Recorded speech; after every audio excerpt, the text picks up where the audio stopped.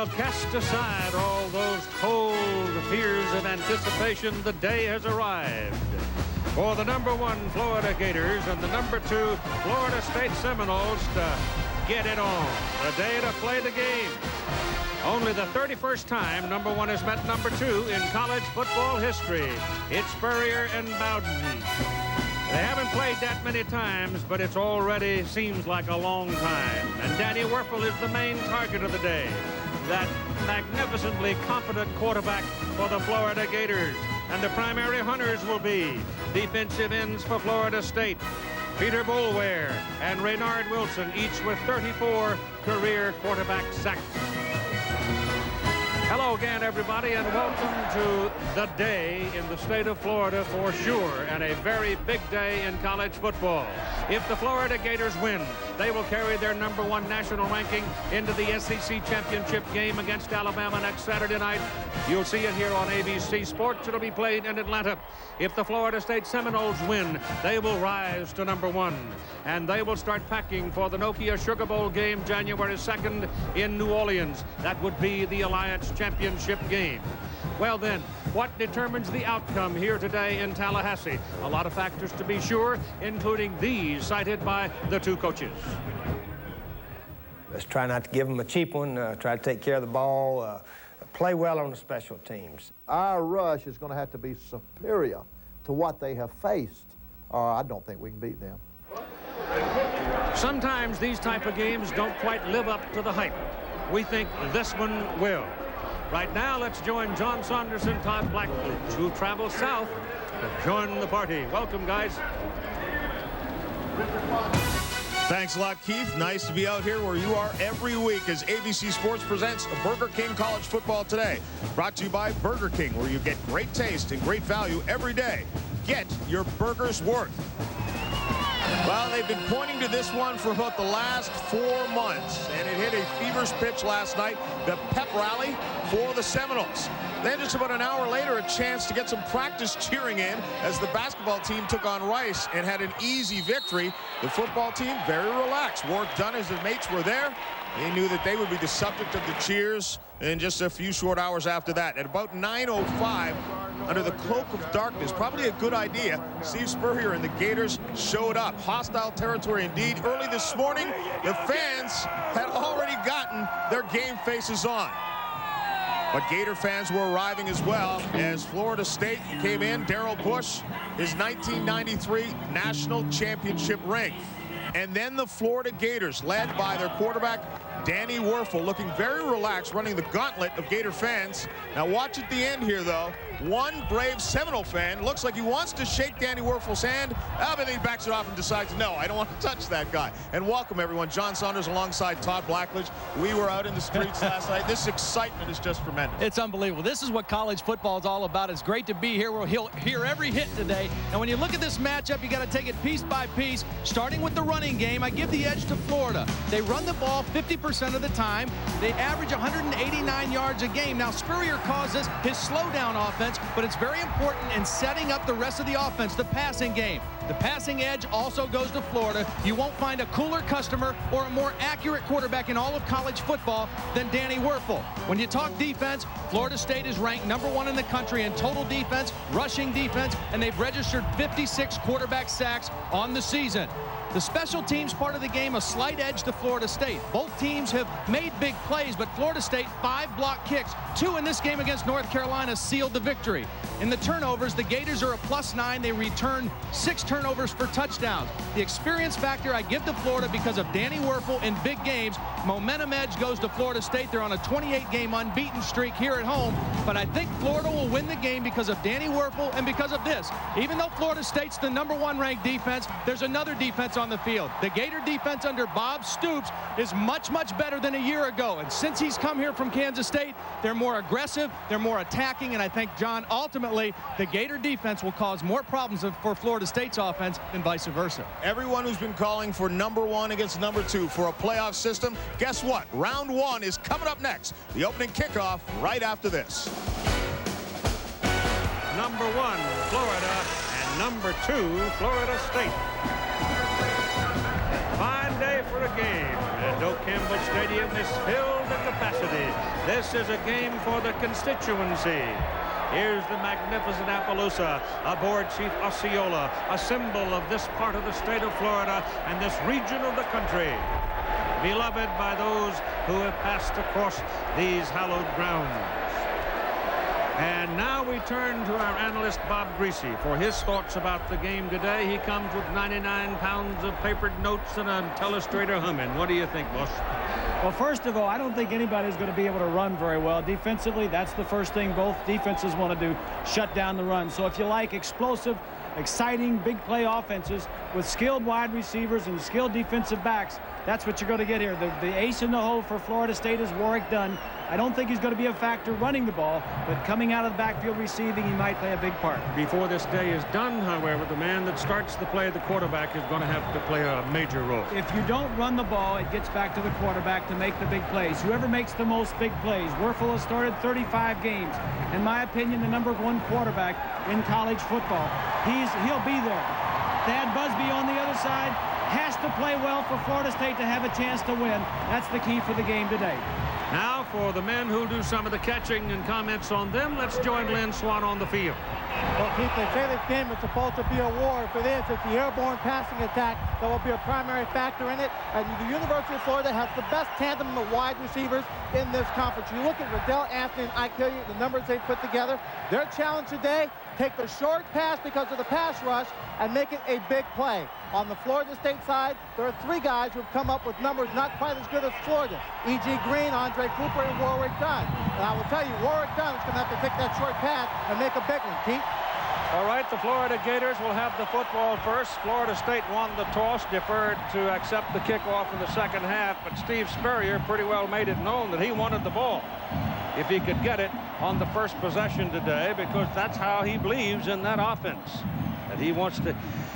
There's some advantage in getting that first score on the scoreboard. There is no question about it.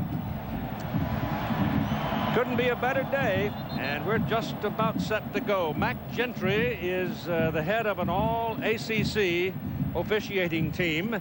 Scott Bentley will kick it off for the red-shirted home team. Elijah Williams and Jaquez Green and Ike Hilliard are deep people. It's Hilliard 19 and Elijah Williams who are the deepest. And they have to hold the ball on the tee because of the wind, and Bentley knocks it beyond the field of play, and it'll come out for the 20, first down for the Florida Gators. Danny Wuerffel is one of the most efficient quarterbacks in the country, and as you look at his numbers on the year, I should tell you in his career he's thrown 105 touchdown passes.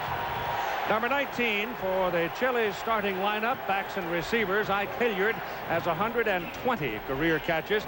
The Florida receivers do something with the ball after they catch it. That is emphasized every day they practice. So here we go. Fred Taylor will open up in the backfield. They've got 3 wideouts, 2 at the top, a little quick snap pop to the top of the screen, and you've got a 7-yard pickup by Riddell Anthony, the junior from South Bay, Florida, number 15. You'll see him a lot. The offensive front for Florida, very young tackles. Number 70, Cooper Carlisle's a freshman, and number 79, Mo Collins, is a sophomore. They have to deal with those 2 defensive ends of Florida State. They are terrific.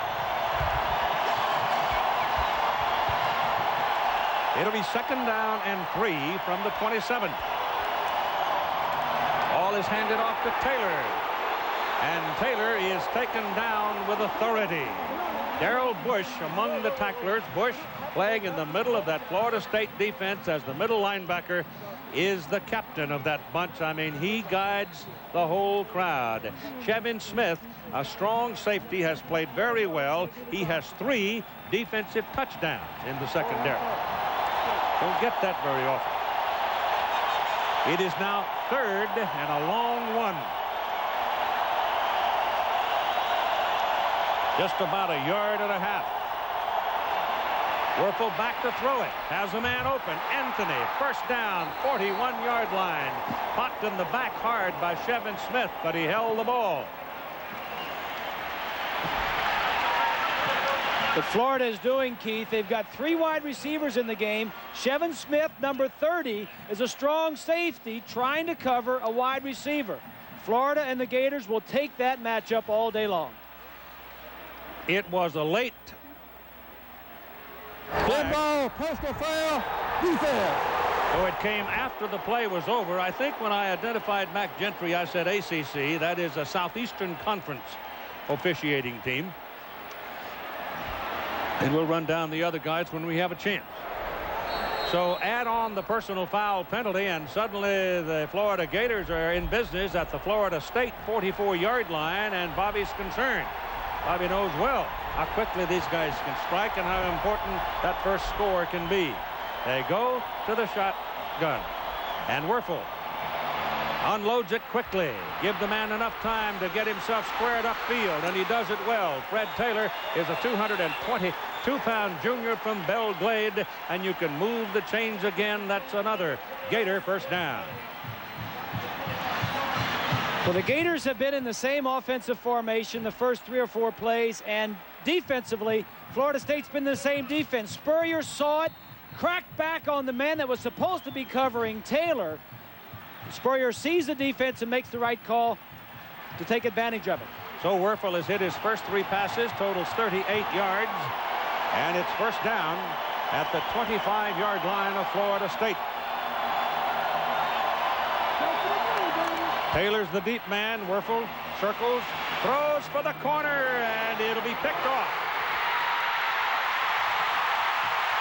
The man for whom the pass was intended never got down. Riddell Anthony and Ike Hilliard were the 2 wides, and Hilliard never got where the ball was thrown. He cut it off before the ball was on its way, and it was an easy interception for Shevin Smith. Well, you called it correctly, Keith. It gets flushed out of the pocket. The receiver to the left side, outside of the screen, stopped his pattern. And from the look that Spurrier was talking with Werfel, it may have been Werfel's fault. So the Seminoles get the ball back. No score. So Steve Spurrier shaking his head after a conversation with his quarterback and the wide receiver. Hard to know which man. The wide receiver broke it off, and the ball was thrown deep, and it was intercepted. And here comes Florida State now. First down at their own 20-yard line. Warrick Dunn, obviously, is the man deep in the I formation with Thad Busby, the quarterback, and Dunn has the ball. This is the fellow that the Florida Gators have to take out of the ball game if they can. He picks up 3 yards on that carry. Turnovers are such a key in this game. Go back to the interception. Watch as the receiver is going to be jammed right here by Capers. Sometimes there's an option route, Keith. You have the option to run the corner or to break it off to the sideline. The quarterback and the wide receiver have to read the coverage the same way. Werfel threw it deep. The receiver broke it short. Second down and 7 for the Seminoles. The ball on the 23. And Busby looked like he changed the play. Give it to Dunn. He's working in the traffic and pops free. That's why the Florida Gators have to get a handle on Warrick Dunn. First down, Seminoles at the 48-yard line. I'm talking to Bob Stoops, the defensive coordinator for the Gators. Number 1, take Warrick Dunn out of the game. Stop his running from behind the offense. Pooh Bear Williams, 22. Jones, number 78, doing a nice job. And when you get in the secondary one-on-one with Warrick Dunn, he is going to beat you. Bob Stoops, the defensive coordinator, came in from Kansas State, has done a nice job with this defense for the Gators. So Dunn, 2 plays, 1 big first down. Noles, he's got it again. And this time the Gators get him behind the line of scrimmage. That's a good defensive play by Florida. And they take him down back at the 46-yard line. Ed Chester made the play. Busby has only 15 touchdowns versus the 12 interceptions. He's 10-0, however, as a starter. Warrick Dunn, number 28, he's the generator of the FSU defense, and he is now over 1,000 yards for the season. He's done it 3 successive years. That's the Chili's starting lineup. Backs and receivers for the Florida State Seminoles. So from the 46. It is now 2nd down and 12. And the first pass for Busby was off the hands of Warrick Dunn. So he's involved literally in every play in some sense. You've got to know where he is. The offensive front, Todd Fordham had to move over to a guard position from the tackle when Chad Bates went down hurt. Trey Thomas moved up to his offensive tackle starting position. The defensive front, number 44, James Bates, is the anchor of that Gator defense. Very aggressive defense. And so on 3rd down and 12 now, it reads pass. And the Gators are right up there to bump. And here comes pressure. The pass is away down the middle, and it is caught at the 39-yard line of Florida by E.G. Green. That a very good throw. Well, the interception in the end zone helped Florida State gain some confidence. Now, a big confidence booster right here for Thad Busby. A square in by Green. Pretty good coverage. Bates on a little blitz, a delayed blitz. He saw his man was blocking, so he goes in and rushes. He gets picked up very nicely there by Warrick Dunn. Big throw for Busby, first completion. At the Florida 39, 1st down. Back he goes to throw it again. Gets it off, and this time it is incomplete. It was intended for Peter Warrick, number 9, defended by Shea Showers, the free safety or the center fielder. Their defensive backs for Florida, that's a very good secondary. Key man in that group is Lawrence Wright. I mean, he's one of the best in the country at that strong safety. You find him oftentimes right up along the line of scrimmage. He makes a lot of difference, Keith. He's tough on the run, tough against the pass, and a great leader. 2nd down and 10 from the 39. Busby calling the play. Kind of hard in a crowd of more than 80,000. But most of them are Seminole fans, and this is Warrick Dunn. He disappeared in the stack, but he just kept on pumping, and all of a sudden he surfaces and shows up next at the 22-yard line, 1st down. From behind the defense, running to their left side behind Long and Jones. He is small. You can't see him in there. He gets lost, but you got to bring him down. He keeps it alive. He's only 5'9", 185 pounds. I don't know if he's that big, Keith. I don't think so. Doesn't look it. But he's a solid fellow. And I mean a solid person. 1st down at the 22-yard line. Done again. A little skip step. Gets him past the first man and puts him down at the 16. That'll be a 6-yard pickup.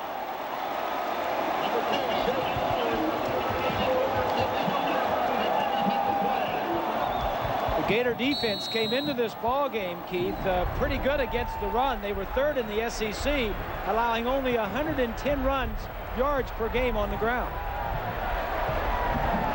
Well, they're going to have to hunker down, because if the Florida State Seminoles can run the ball this effectively, just occasionally, they got a problem. You know Bobby's smiling on the sideline with this drive here, especially when he's getting on the ground. 2nd down and 4. Back to Dunn up the middle. That's where it's happening, and he's down to the 11. That'll be another Florida State 1st down. Bobby doesn't call the plays anymore. Mark Richt upstairs calls them. That is an astounding It's stat unbelievable. right 10 wins, 10 straight years. From behind the defense, it's a nice block there by Fordham, 71. The offensive line, Keith, doing a great job. Kevin Long, Marcus Long, and Fordham in the center especially. At the middle of the line, just knocking them right off the ball. 6 carries for Dunn, 54 yards. And a penalty flag from the referee before the snap. So while Mr. Gentry marks this one, I'll tell you that Butch Hanna is the umpire, Bert Ackerman the head linesman, Don Shanks field judge, James Bing. False start, offense, 5-yard penalty, 1st down. The line judge and Bobby Aye, the side judge. Back judge is Stan Murray. They're from the SEC.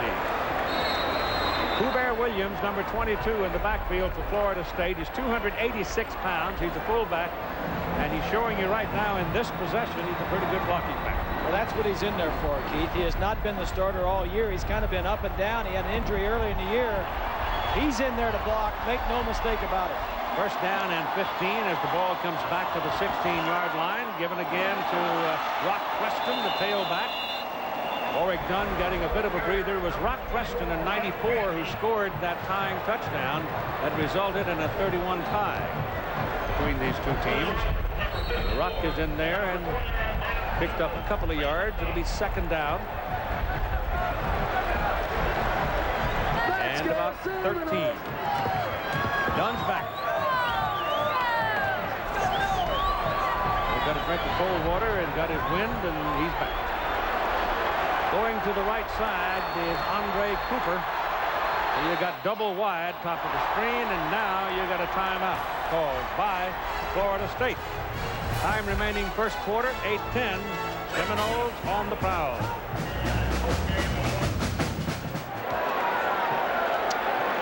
Well, it's been the Warrick Dunn show since the Florida State Seminoles got their hands on the football. This will be at the 13-yard line and second down and about 12. Florida State in with 4 wide receivers. Out of the shotgun, they'll hand it to Dunn. He tries to bounce to the outside. Can't get away. Run down on the play by number 54, Willie Rogers. We showed you the current drive, 10 plays, and this is a couple of the plays that got him down here. Warrick Dunn behind that offensive line, doing a nice job blocking, but Dunn also finding where the hole is and not going down very easily.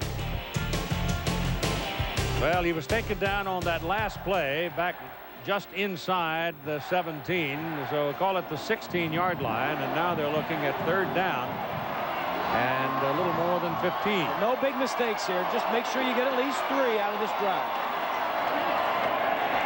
Busby's pass to the outside to Dunn coming out of the backfield. That's a good defensive play. He was very close to getting into the end zone, but Antone Lott, the corner on that side, held it. Lott's 5'9", 193 pounds, and he got a hold of a hind leg and would not turn loose. You're right on, Hoss, because if he doesn't, he's out in the open field with Warrick Dunn. If he doesn't come down with him, he's going to walk in. Scott Bentley for the 3 now. It'll be held by Travis Chambers and snapped by Clay Ingram. It'll be a 26-yard try. And Bentley has had a terrific senior season. 15 out of 17 on the year. This one's up and down the highway. And the Florida State Seminoles go to the lead with 6:43 to play in the first quarter by a score of 3-0.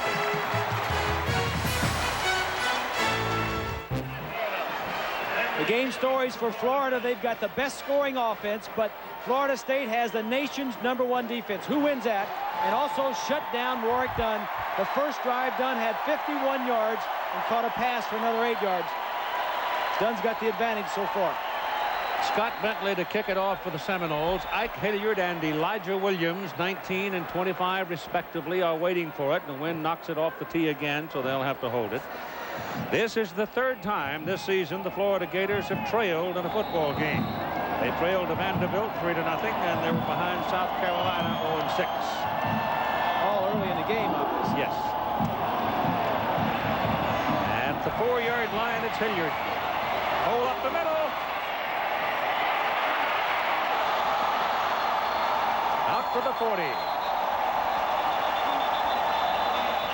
They opened up a nice alley for him right up the middle. They're first in scoring, 2nd in total, and 5th passing the ball. That was a little, looked like a little shovel pass. Yep, it was. Terry Jackson is in there right now. They lost 2 yards on it. Been better if he'd have dropped it. Werfel flushed. Danny Werfel is not going to beat you with his feet. Now, as he ran out of there, you've got a penalty flag down on the field, back where he was. So let's see about that call. Some of the big uglies got tangled up back there. Holding Florida. Talking with Steve the other day, he said early in the game especially, he wanted to throw three-step drop, quick throw, quick passing, get into the game, and not get the sacks and stay away from those two defensive ends. So from the spot of the foul, that's winds up a 15-yard penalty. And it'll be 2nd down and 27 now. 5:35 to play in the first quarter. Florida State leading 3-0. Gators haven't done much yet. Werfel hands the ball off. This is Taylor trying to get started and finally does. And gets a little bit of it, but great pursuit by the Seminoles. And he's out of bounds about the 27-yard line. Here's Swanee. Keith, you were talking about the University of Florida offensive line throwing the quick pass. Part of that is to help that line out because in all of 1995, their starting group started all 13 ball games for them. But 1996, counting today's game, this is the 6th different lineup that they have had. They've had to move people around because of injuries and suspicion. The only player for them that started all the games last year and this year, number 75, right guard, Donnie Young. Keith? A 3rd down and 23 now.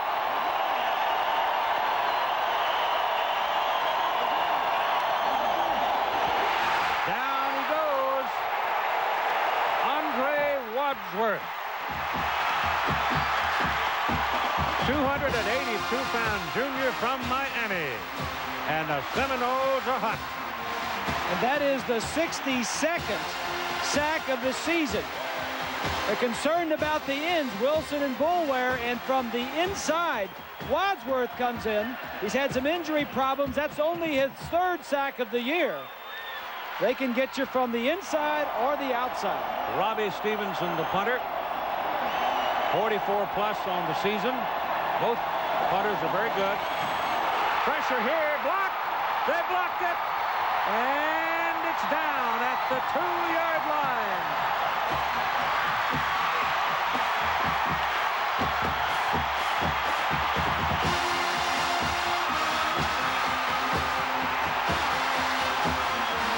It may have been Shevin Smith. There were 3 or 4 of them that came pouring in. Boulware looked like he was there, so we'll have a look at it and tell you. From the left side, this is the 6th punt. This is the 6th block kick of the year for Florida State.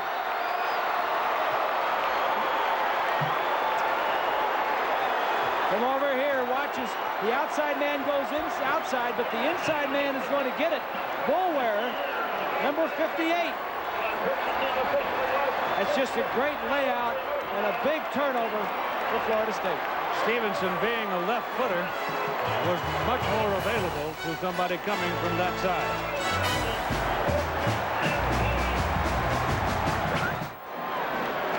Blocking kicks is not new at Florida State University. They have a history of it. Peter Boulware, number 58, has been catching attention all year, but it's because he's been sacking quarterbacks. In fact, he leads the nation in sacks with 19. But you got 2 fullbacks in there with Rock Preston at tailback. And a glorious opportunity right here. They hand it to the up man. That would be Pooh Bear Williams. And there is very little there for Pooh Bear as the Gators stack it up. So it'll be 2nd down and goal from about the 3. This is a problem that the Seminoles have, Keith, when they get inside the 5-yard line because all of their tailbacks are small. Dunn, Preston, and Feast are all small. They don't have a big back. The only big backs are their fullbacks that don't carry the ball a lot. In fact, when we did the Virginia game, remember Pooh Bear Williams had the fumble inside the 10-yard line. 2nd down and goal. If they don't get a touchdown here, the Gators will win this scrimmage. There it is. Pooh Bear.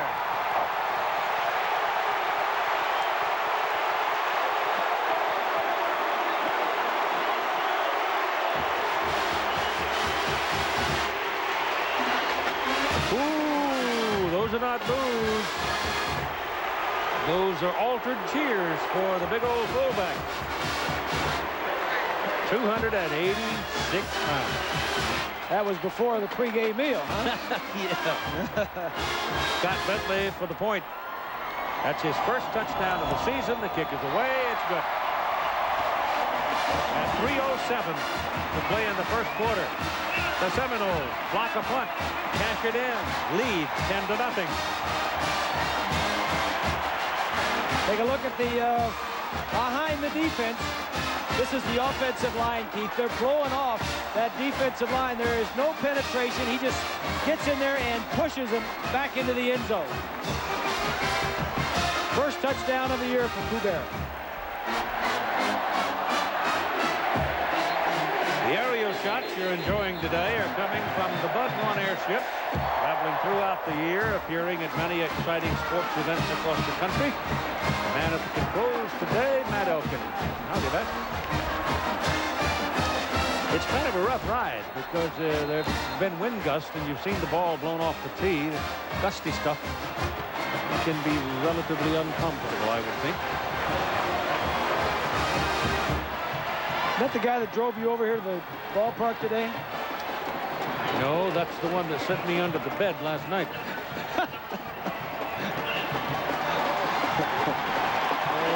He's having a good time. Leave him alone. It's a festival when these two teams play.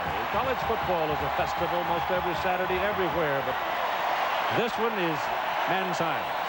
Number 1 and number 2. A game for the constituency. Since this is the capital city, this kick will go way back beyond the end zone. The wind is at their back going that way, so they get a little extra carry on the ball. And so Florida now shocked and pummeled already at 3:07 to go in the first quarter. They need something to happen good for them. They've made 2 mistakes, Keith. Number 1, Werfel threw an interception in Florida State's end zone. That turned the ball over. And secondly, when they couldn't get anything offensively, they had a punt block, which the worst area of all is inside your own 10-yard line. And Fred Taylor's very, very late getting onto the field. They were already at the line of scrimmage ready to snap the ball, and realized he wasn't out there. And they get it off. Werfel throws it to him. Dropped it. So that play was probably doomed from the get-go. Well, the Gators are a little shook up, Keith. They're behind by 10 points. You mentioned earlier they've only been behind twice all season long. They made 2 critical mistakes. Their personnel group on the field is not correct. You know, Spurrier's going to say, hey, let's just get it together, guys. Relax and just take it down. He sends Elijah Williams out to the tailback position. He's the lighter at 185 pounds, but very quick and a good receiver. And he's in there right now in a very tight position, and he's going down the middle as a receiver. And Danny Werfel can't do a thing about it because the Seminoles have just eaten him up. Greg Spires, number 90.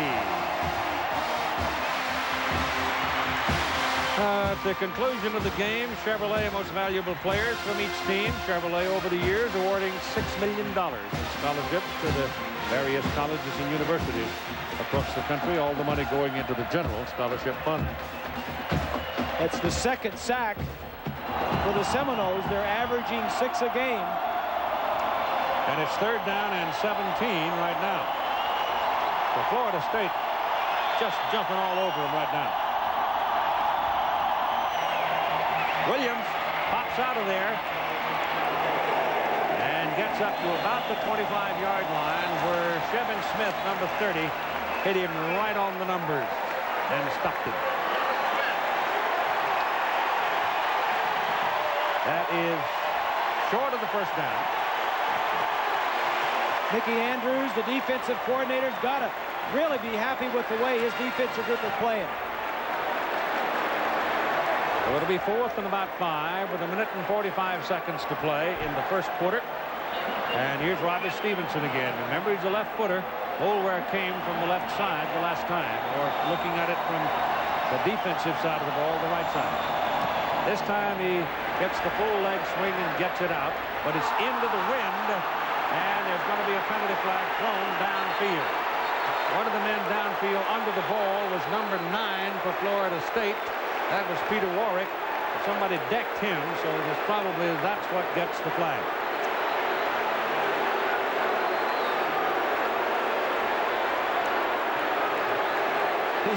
He's saying, Mama, I got a headache. Who hit me?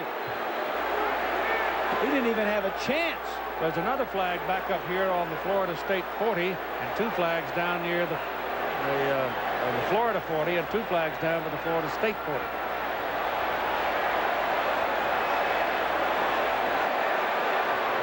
So we may have foul on each side here. If we do, we'll kick it again.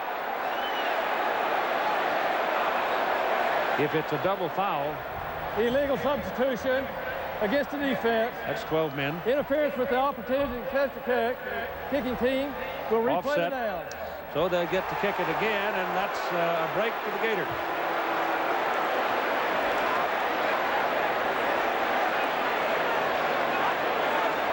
Otherwise, Florida State was going to have that football at around midfield. Yeah. Well, I don't think there's any question that he was hit too soon. I don't know what Spurrier was so upset about. I'd want to re-kick it if I were the Gators.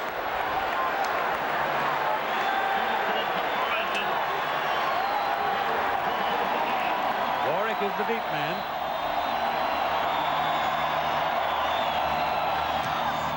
Stevenson gets it out. It's a low liner. There's some room.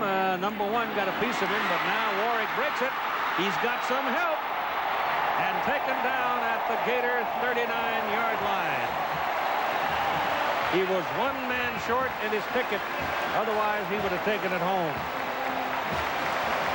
32-yard punt and an 18-yard return. Special teams advantage to Florida State so far. It's a nice play by Capers, 23, not the block, the man in the back. We've got a nice return going here. And, of course, the block punt earlier in the ballgame. The pregame comments of the 2 coaches was, Steve Spurrier, let's not give him a cheap one, special team. Okay? Right. His has collapsed so far. Bobby Bowden, we got to get pressure on Werfel. If we can't beat him. All those things have happened so far. Busby going big. Warrick down under it. He's got it. Peter Warrick down under the ball at the 2-yard line.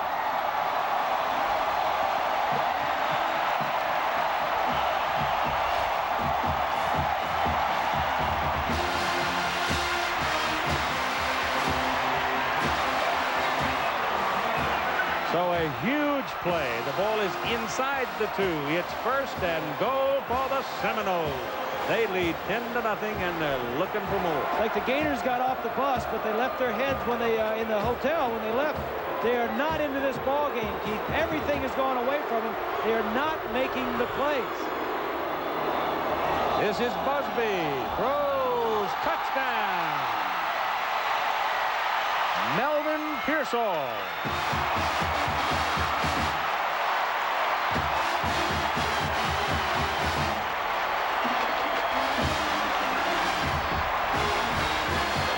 Is that a flag? I see a huddle by the officials. That usually means there's laundry on the field. Contact, foul against the offense. Be penalized on the kickoff. It's a celebration. Yeah. Rule after the kickoff, and it's going to be one of those days for the Gators. They're going to have to come from behind and down. Right now, what, 16 points down. About to be 17 if Scott Bentley, the senior from Aurora, Colorado, can knock it through. Scott came in as a heralded freshman. Has had a few bumps on his road, but is heading down the home stretch in high style. That is good. And it's Florida State 17, Florida nothing, with 59 seconds to go in the 1st quarter. Here's a play that set up the touchdown. 1st down, right after the punt return. Busby looks to the right. Now he's got single coverage. Weary, number 24, doesn't see the ball. Warrick makes the play. Warrick sees it. That's a good catch. Yeah, that's a case of a receiver making the play. He had the coverage. He just didn't make the play. And Busby, the more this goes on, the more his confidence level rises. Here's the touchdown. Little fake to our left. Where when you're running and throwing the ball, you know, and then you can run the ball first down passes on the goal line. That's like stealing right there, that pass to Pearsall for the touchdown. Big old tight end got one. Yes, sir. They throw it to him down inside the 5. Here's a look at what Florida has done with their first 3 possessions. An interception, a block punt, and then a punt that was returned for about 25 yards. Ike Hilliard and Elijah Williams are the deep people, as Bentley has kicked it out of the end zone previous times, but this one is caught at the 7 and will be returned by Ike Hilliard. And he gets it back out to the 45-yard line. So that's a pretty good return by Ike again. And a good place to start. Florida State defensively, first quarter, interception. There's a sack. There's another sack. As advertised, Florida State defense tops in the nation, setting the tone first quarter. And the Gators now shot. Try to shake it off with Elijah Williams and Perry Jackson in the backfield. Different alignment here. Looking for something different from the 45. First down. 48 seconds. First quarter remaining.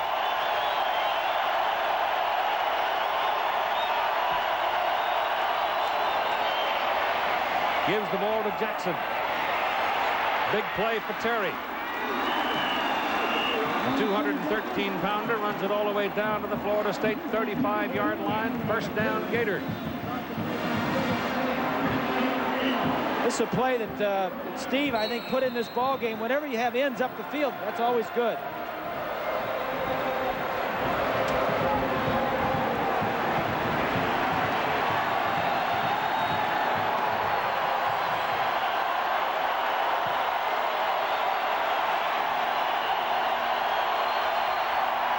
Werfel calling his play.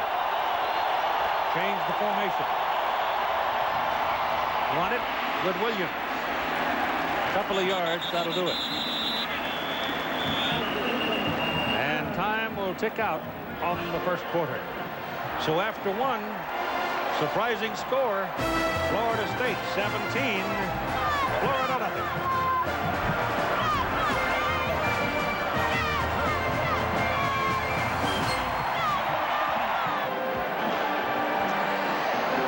Well, if you're wearing the red-looking color there, the garnet, isn't that what it is?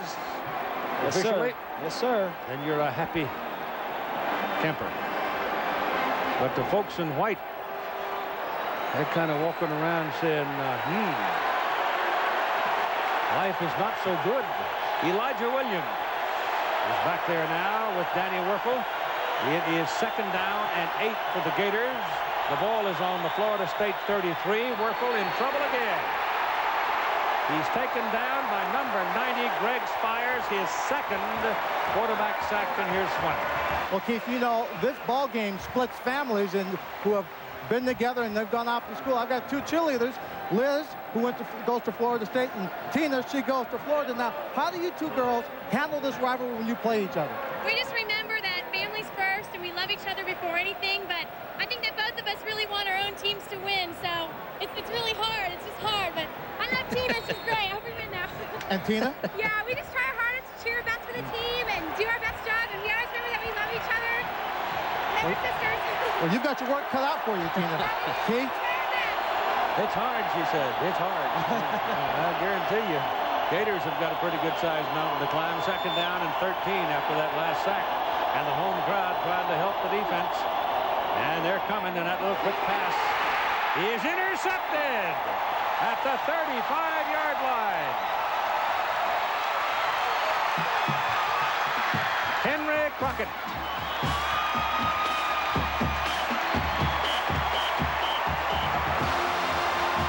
Ike Hilliard was the man for whom the pass was intended, but I don't think Ike ever touched it. Florida State defensively is dominating this game. Werfel checking off, tries to hit the pop pass, doesn't see the interception because it's deflected up into the air, and Crockett, number 45, got through 3 turnovers for Florida in a little over a quarter. Willie Cohen's put the quarterback down on every play. The Noles are trying to put Werfel on his back. So it's first down for the Seminoles at their own 35-yard line. And here comes Warrick Dunn. And he makes you hold your breath if you're on the other side. He'll pick up about a yard on that play. Here's a look at the numbers in the first quarter. You notice the 1 turnover for Florida does not show the block punt in there. Plays about the same time of possession, but it's the mistakes, Keith, the turnovers that have, and the block punt.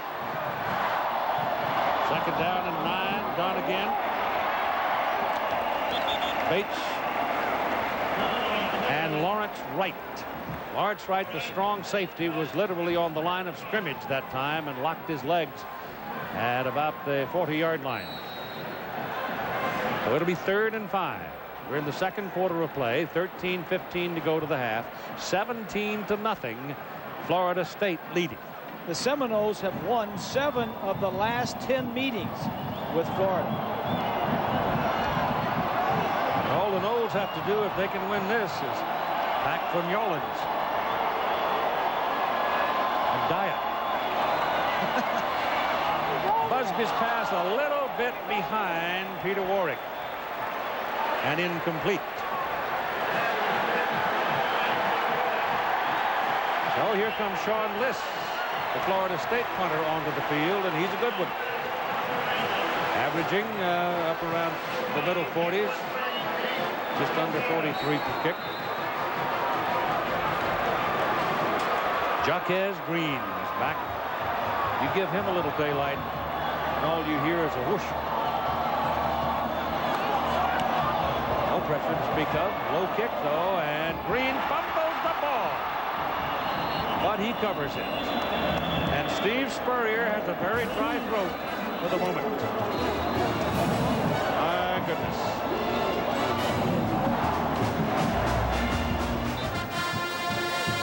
Game stories for Florida State. Busby needs to have a big day and pressure Werfel. Well, so far you've seen that.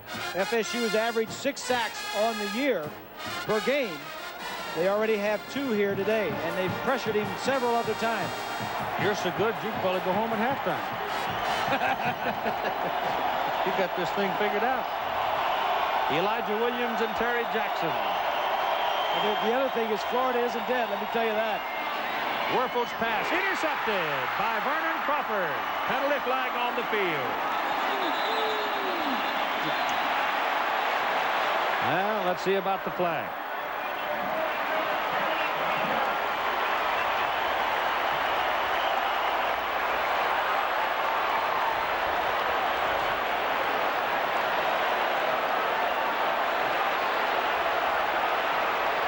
Gators are saying it's against the Noles. Let's see. Interference. Defense. It is.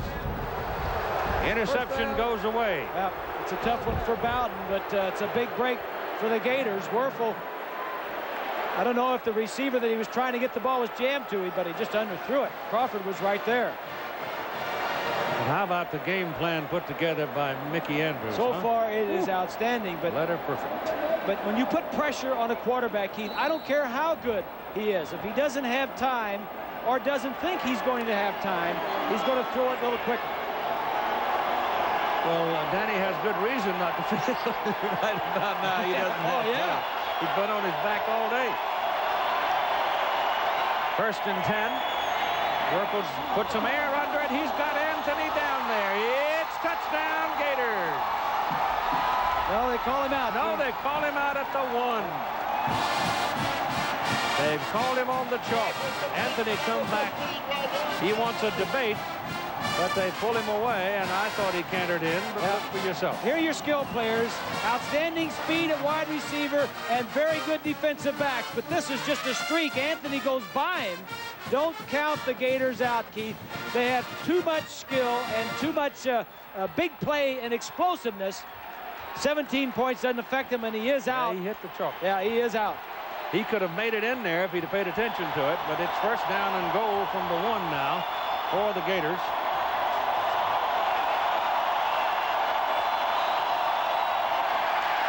And Werfel calls timeout, and they've got 2 left. So that's their first timeout of the first half.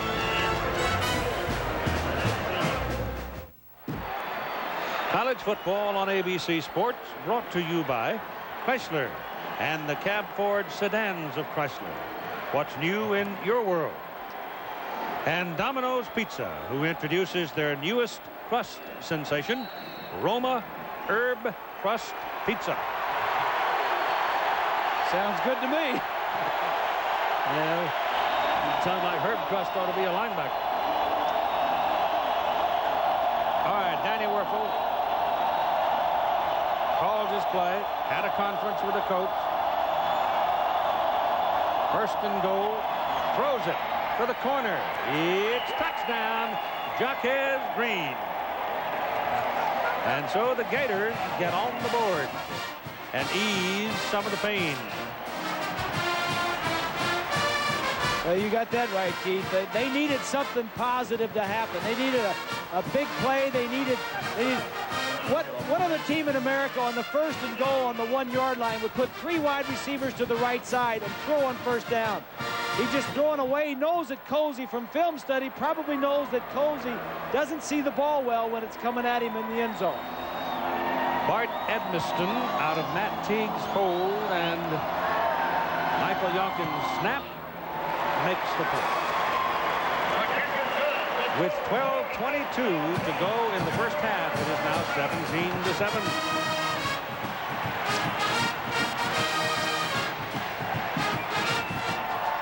But you know what? Tom's just whacking it dead solid right now. Hitting it is solid. It's unbelievable what Tiger Woods has done, Keith, on the PGA Tour in the short period of time that he's been out there. Right. He's too young to know how hard it is. Yes. Yeah.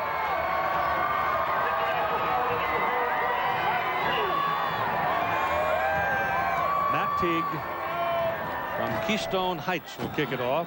Laverdus Coles and Dee Feaster are the deep people for the Seminoles. Coles is 7 and Feaster 33. Feaster's a sophomore and Coles is a freshman, so we've got a lot of freshmen playing all across the country in big ball games this year. It's amazing how many freshmen are playing in games that mean so much. That's over. That's over. You're based. Yes, indeed. There's a whole lot of coaching going on the floor. Well, and what they're doing, he's talking to the offensive line, trying to get the blocking scheme settled. Florida State's come out and really confused that offensive line. And one of the problems for the Gators, again, is inexperience in the offensive line. Oh, no question. We talked about that before the game. So they have to hold it and kick it off, and it's on its way. Wind under it, and Noles run together a yard deep in the end zone, but Coles is coming out with it and doing very well, thank you. And he fights his way all the way out to the 34-yard line before they finally get a halter on him. So that's about a 35-yard return. In fact, though, you only get credit from the goal line. So here comes Mr. Busby and company as they lead 17-7. He's got that left wrist wrap. That's a hairline fracture that happened a few weeks back. Last week's injury to Busby was a slightly sprained right knee. He's got a brace on his right knee. But, he's in there giving it a go. Warrick Dunn is the deep man. 4 of 7 for Busby, 62 yards, 1 touchdown. Pooh Bear's blocking. Busby's throwing. Not all day. Now lets it go, and it is incomplete. It was Dunn who finally broke out of the pack, realized that what had been planned on the other side of the field wasn't working. So he dispatched himself, and Shea Showers prevented him from catching it. Well, that was a play that Florida State had worked on during the week. First down, play action pass. They tried to slip him out. There was nobody out on the right side. They wanted to get Dunn deep, and just didn't get him down there. Trailer was on the high side of your picture, or on the other side of the field, and there was nothing over there for him at all. There's Mark on the left side. He is ex-quarterback, University of Miami, backed up Jim Kelly. Coach for Howard Schnellenberger. Busby's pass is incomplete. Pass was intended for E.G. Green. Pass intended for Peter Warrick. The strength of this... Who was it? Peter Warrick. Yeah, number 9. The strength of this defense for Florida, Keith, are the defensive backs. It'll be a good battle all day. Busby against those defensive backs. Here's trouble, too. Cooper's coming in with play, number 1. It's coming in late. You only got 9 seconds to get this ball snapped. Got to hurry. He made it. Just barely. That ball's thrown away. The receiver turned upfield. Ball was thrown well behind him. And Seminoles don't do much with that possession. Yeah, and that's what the Gators needed. If you wanted to get, if you're a Gator wearing a Gator hat, the momentum's slightly shifting now. They've stopped the Seminoles the last 3 possessions. Sean Liss is number 29. First kick was 30 yards. Winds right into his face. Is strong.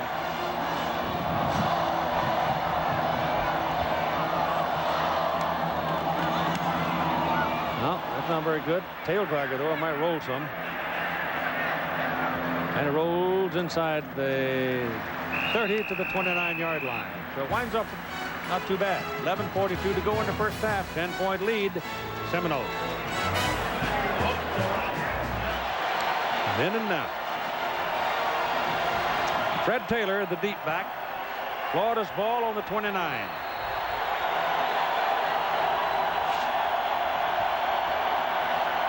Nobody behind Werfel. Changing his play. It's hard to do in a setting like this. They got him again. Number 96, Connell Spain. The other tackle gets a sack. So they're doing pretty well with Messrs. Wilson and Boulware, but Wadsworth and Spain now have 3 sacks between them. Exactly. It's the defensive tackles inside, Keith, the 3 defensive linemen that are getting the pressure on them. Look at here, Florida mistakes today. They've had 2 passes intercepted. They've had a punt blocked, and they've allowed 3 sacks. We played a little over a quarter. And they're coming again. Dump it off. It goes to Taylor. Taylor's got a first down. Taylor's all the way to the Florida State 38-yard line. But Keith, you know, you saw a shot of Spurrier over there on the sideline wringing his hands. For every action, there's a reaction. Spurrier finds out what they're doing well, and I've got something to counter it. It's a little screen pass up the middle. Let the lineman come, little flip there. If they're rushing me hard, I'll screen and draw them. That's a great run there by Taylor. Well, they've got big play people at every position, Keith. Fueled by frustration, nothing else. Yeah. First down from the 38 of Florida State now for the Gators. And Mac Gentry waves his arms and says Florida has called for a timeout. 10:28 to play in the first half. Gators are stirring again.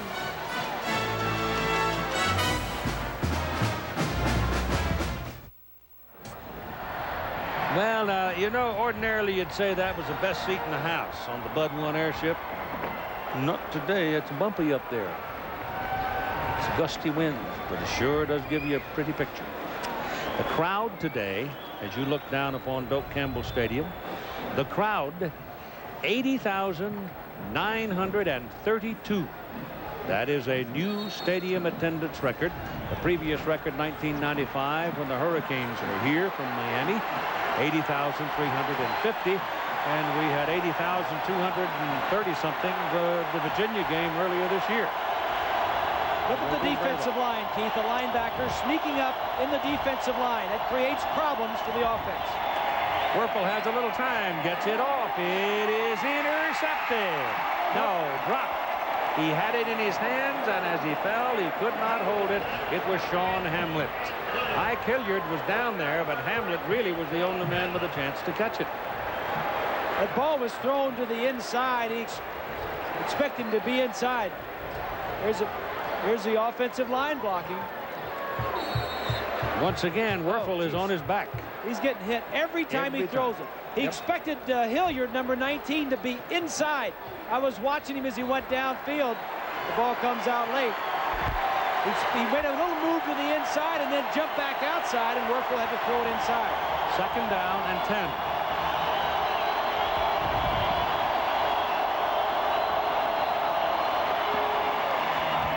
That's thrown to the outside. Hilliard's inside. They're not on the same page. And there's a flag.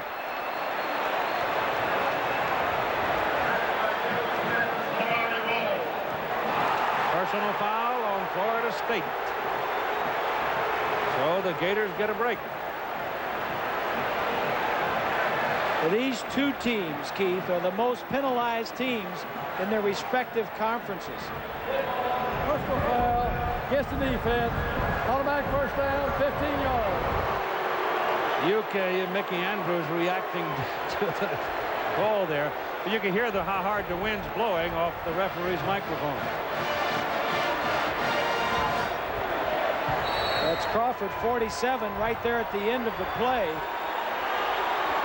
I don't know if that was what they called or not. 5 flags and 61 yards against the Seminoles so far. It is now first down Gators at the Seminoles 23. This is Taylor, and Fred Taylor wigwags and slips and slides and squeezes and squirms and gets to the 19. He got 4 yards. This field is very firm, very fast field. It's a fast track, and Florida State wants it that way because they've got a lot of skill players, wide receivers, running backs, and DBs. That's the way they like it. But Florida, they like that recipe also. Jaquez Green is that man way down at the bottom of the picture. Anthony is a little closer to the ball. They're on the same side. Werfel puts it up. Nobody there.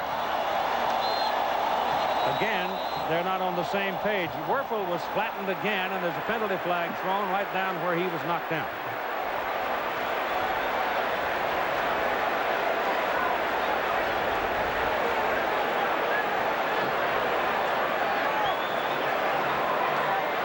Here's the call on the flag. Roughing the passer, on the defense, half the distance, automatic first down. That's 7 penalties on the Seminoles. Well, here's what Mickey Andrews' defense is doing. They're putting all these guys up on the line of scrimmage, and they're blitzing. Now, what he wanted to do was get a little fade straight down the sideline at the bottom of the screen. Blitz from the safety. That's just a miscommunication with the receiver. Yeah, that's a good call. That hits a little bit late. Elijah Williams in the backfield now. Penalty flag's the biggest ground gainer on this possession. And Werfel calls timeout. Seems as though Werfel is getting knocked down. No, he didn't either. They're charging this to Florida State. Yeah. Florida State called it. Say, it looks like he's getting knocked down on every pass, Keith. Well, that's what Nebraska did to him in that bowl game last year. They hammered him on every play. But Werfel just gets up and goes about his business. And it's partly his call, I guess, and maybe not all, but there's a good bit of conversation about it because there is no question what Southern California had not performed to the level that he, the players, and everybody else expected. And that's one of those rivalries, Keith, where Notre Dame just seems to own the Trojans. I think that USC has not beaten Notre Dame in the last 13 games. It doesn't grind on anybody more than it does Robbie. Of course, Lou having resigned from Notre Dame. And still hasn't told anybody in his own words why. Just thought it was the right thing to do, which with $40 and will get you a couple of loaves of bread at the grocery store. But there's more to it than that. He speaks very highly, and about it, but he'll be coaching somewhere next year. Florida State with no more timeouts remaining now. That was the last one. Elijah Williams, the running back. 9.5 minutes to go in the first half. Florida trying to score again. 17-7 ball game. Crowd coming up, trying to help the defense. Pressure coming, working fast. Touchdown, Jaquez Green. And a penalty flag right back there again. There were 2 Seminoles that just buried Werfel, and the penalties against Florida State. The touchdown will count.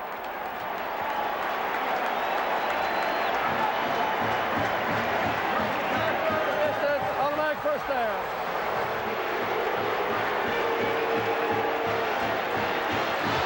Well, didn't he score? Yeah, he scored. The official just had it wrong. Here's Boulware from the outside. That's what they've called, and that's a good call, Keith. They want to go for 2?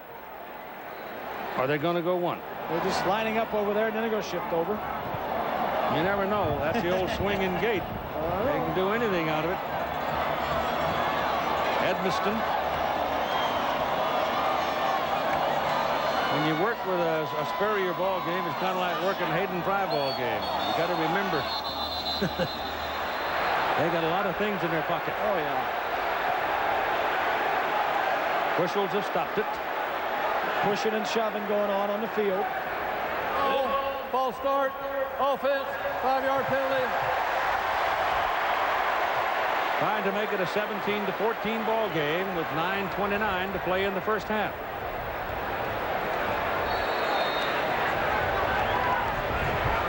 Took a long time to get order on the Gator side, but looks like they've finally gotten themselves into the ball game. Oh, that snap was almost bobbled away, but they get it down and get it up, and it's good. So Edmiston makes it, and now it is a 3-point game.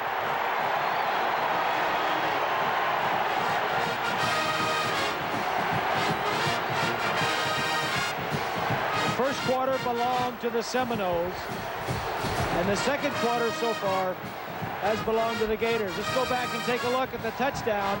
Here's a receiver out here on the sideline. He's just going to run a slant.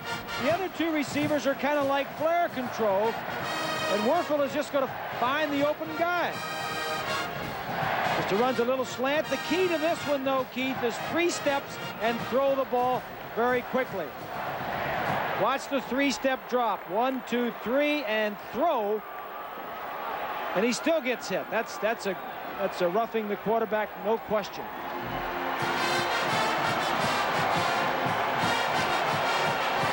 Here's a look at it from the other side. Just running slants, and those are easy passes to throw if you're getting pressured. When you get knocked down like that 35 or 40 times in the first 3 quarters of a football game, the 4th quarter can get very long. Well, Werfel has thrown the ball 12 times. He's been pressured twice and knocked down 7 times, Keith, and sacked 3 others. So every time he's throwing it, somebody's in his face. They will kick off from midfield after the penalty. That possession, 6 plays, 71 yards. Jaquez Green's touchdown is a 9-yard reception. And of course, that's in the stands. Souvenir. Here's Swanee. Well, Keith, Danny Werfel is taking a lot of hits, but he's hanging in there. But right down the sideline, they're working on him. They're working on his jersey. While they haven't ripped him apart physically too badly, they're ripping his jersey right off his back. So the equipment guy had to come over and sew him up before they send him back out, Keith. Yeah, but the thing you like about this guy is his expression doesn't change. His manner doesn't change. His demeanor is the same. He's respectful of even the guy that pounded on him. He just simply gets up, goes out there, and sticks it right in his ear again. He's a class act, Keith. He says, it's all right.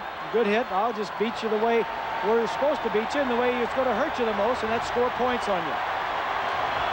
So it's first down for the Seminoles with Warrick Dunn, the deep back from the 20-yard line. They've been pretty quiet now for a while, and Dunn breaks it out. Is he exciting or what? And finally, the Gators get to him at the 30-yard line. Lawrence Wright finally ran him down. 50 yards. So the young man from the city of the Red Stick is having a day. Take a look at the blocking up front. The defensive play. Stay in your lanes. There's a missed tackle right there. That's Curse, 42, that missed the tackle, and one man in the secondary is not going to bring him down. Wright, number 4, is going to come into the picture and just kind of wait for him, wait on him, and brings him down. 106 yards on 10 carries. Somebody lost a shoe as Pooh Bear Williams hammers over the left side for a yard.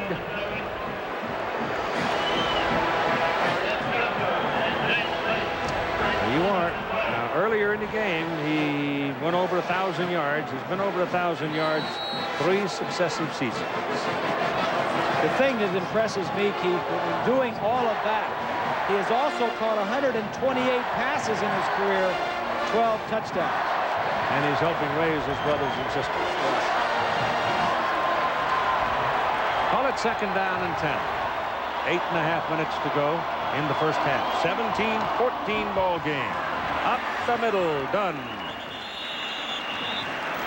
He's going to be at about the 26. Middle linebacker, Darrell Bush. The leading tackler, Bates, yeah. Both middle linebackers with that 44, and yes. they both occupy a lot of territory. And both lead their teams in tackles, Keith. Yep. Very heady player. Did that as coach. 3rd down and 6 now for Florida State, trying to answer the 2 touchdowns by the Gators, and that ball is thrown wide to the right, and it'll bring up 4th down. And let's see about the flag. It's thrown by one of the people on the side, on the far side. It's against the Seminoles. Well, they're making a lot of mistakes now. That's about 8 penalties on them. Steve says, take him back, let him do it again. On the offense, 10-yard penalty from the spot of foul, 3rd down. And that sound coming across Mac Gentry's microphone tells you that they've got to be pretty close if they have any ideas trying to make a field goal, because the wind is very crisp. They are into the breeze. That's right. Look at Bobby's jacket blowing in the breeze there. All the points, Keith, 17 in the first quarter, and the 14 by Florida in the second quarter, all scored with the wind to the left end of the field. It'll be 3rd down and 24 after that penalty, the spot of the foul, and Busby back, chased out of the pocket, gets his pass away, caught by Dunn, he falls down, and it'll be 4th down, and the Seminoles are going to have to punt that ball. So Mo continues to wear white. Well, Mo is with the wind also. You know, it's how often do you see that in a big game? A lot of pressure on the game. One team comes out sky high and the other is flat, and then the momentum reverses itself. Sean Liss.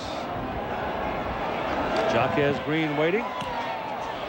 This gets it high, kicks it away from Green, and it goes bumpity bump, bump, bump, bump, 10-yard line.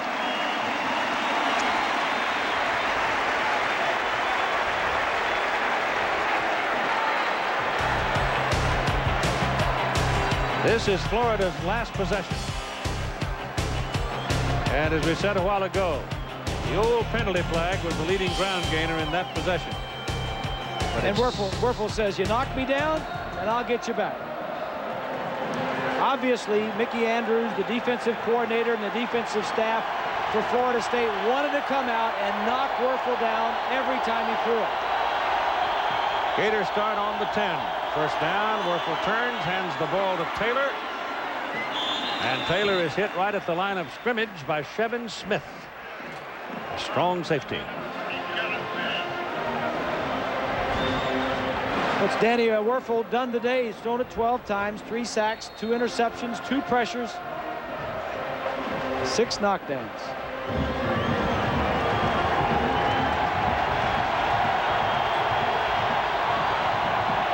working on Peter Warrick right there.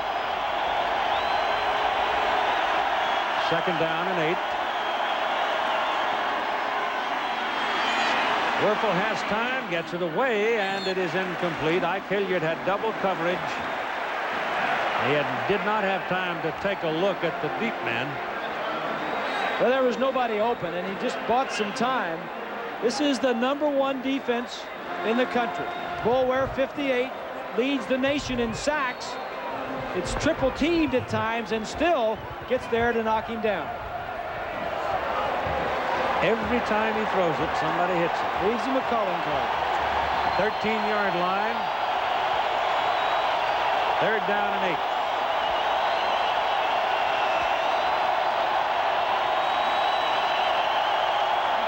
Crowd trying to help the defense. Werfel trying to change the play. Can't do it. Calls time. That's their last one at 6:10 to play in the first half. So both teams now are out of times out. Very pleasant day, Tallahassee, Florida. Home team leading at one time by 17, now leading by 3. The visiting team has finally found a way to get something happening. Right now they're looking at 3rd down and about 8 from their own 13-yard line. Did you ever think, Keith, when Florida was down 17 points early in the first quarter, that they would not be back in this ballgame? No, not really. But there was a time when it looked like they might be down by a lot more. What was it Bobby said when we talked to him the other day? If you're down by, you could be down by 17, 20 points. This is like it's like a run in basketball. One team has scored a lot of points. Played in surges. Yeah, surges. 3rd and 8.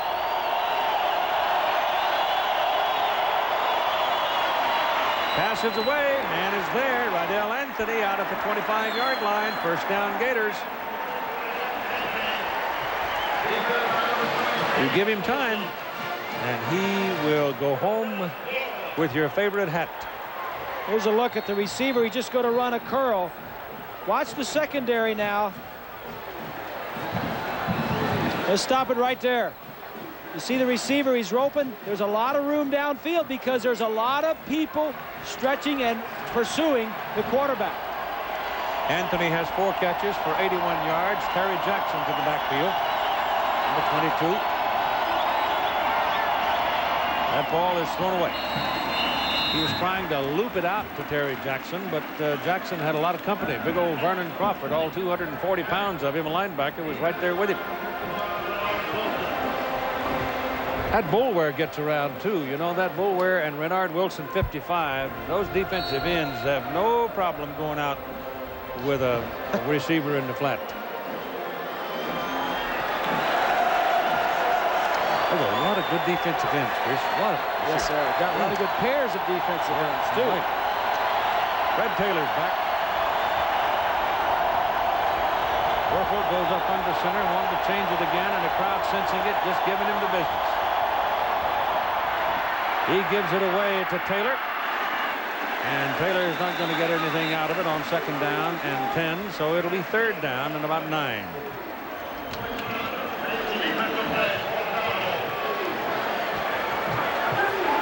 You are looking at a pretty good defensive football team right there in red. Woo-hoo. Mickey Andrews, the defensive coordinator, he says the thing that scares me is the ability of their wide receivers to run with the football after they catch it. 5 minutes to go in the first half. Nobody behind Werfel. Now they slip in the cracks, and here they come. And the little quick pass is completed, and that's enough for a 1st down. It's across the 35. Move your chains. This is the pressure defense. Spurrier said earlier in the week, he says all these defensive coordinators must have went to a convention to play the same way. Look, they're all at the line of scrimmage. There is nobody back deep in the secondary. Everybody is get their linebackers up in the line of scrimmage, get tight coverage, bump and run, and don't give the quarterback a lot of time to throw the ball. To do that, you got to have good cornerbacks. Darrell Bush heading the defense, number 44, middle linebacker. And the ball is handed off inside, and Bush is involved in the tackle.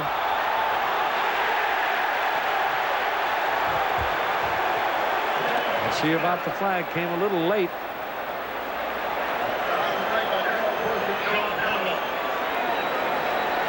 Spain, number 96 right there, motioning. It's against Florida. Eavesdropping. He was at the bottom of that pile. Dead ball, personal foul, offense, 15-yard penalty. So that's a hurt. That's a hurt for the Gators. But the Seminoles have had to absorb 8 penalty flags themselves here in this first half of play. Florida has had only 4. It's not especially the number of flags you get, but where they happen. It's so damaging. So it comes back, and it will be second down and 20. About 21, actually.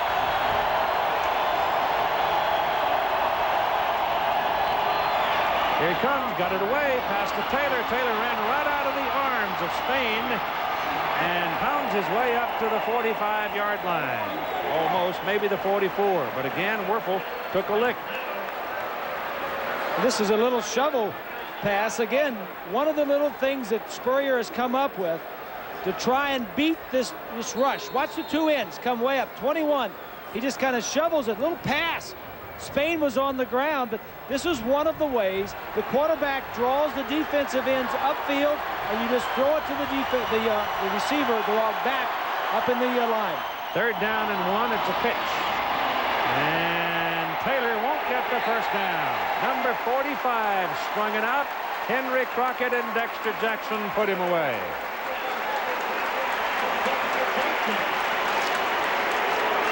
You think these guys don't like to play defense like this, Keith? Aggressive, in your face? 1 yard. You think he'll go? He's thinking about it. Take a look from the other side. He's going. 4th and 1. Now you got a penalty flag before the play. Referee. That was a little shenanigans there, wasn't it? Well, sure was. I think they're going to get penalized too. You got no timeouts left. They don't have any timeouts left. Don't have any timeouts. Tried to call one.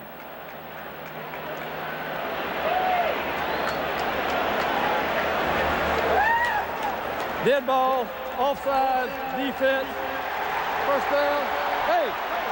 Darrell Bush, believe it or not, was the man that was flagged on that play.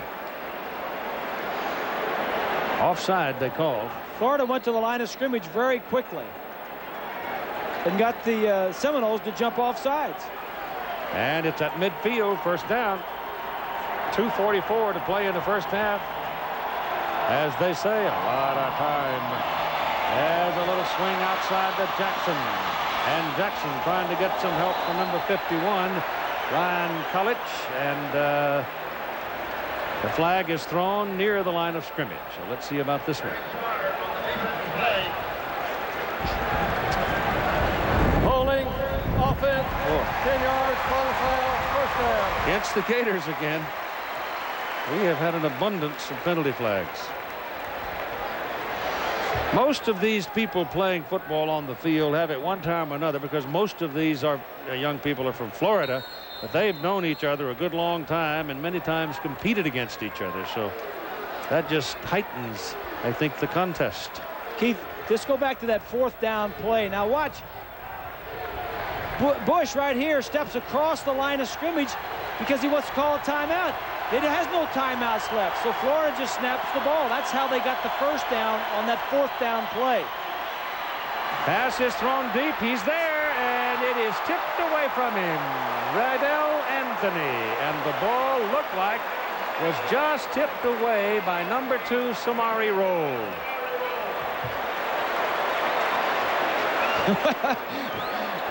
We told you there'd be a lot of action. There's a lot of skill players, a lot of explosiveness. It's just straight down the field. He just gets enough of it to deflect it away from him.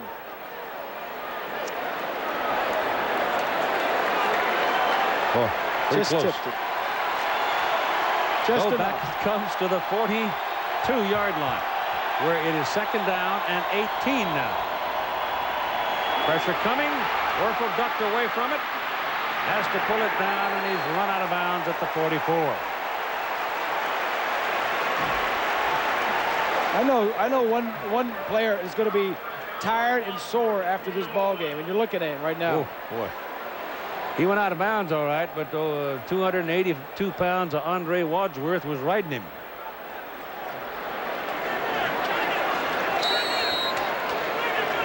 So make it 3rd down and 16 now for the Florida Gators at 1:55 to play in the first half. 17-14. Florida State leads.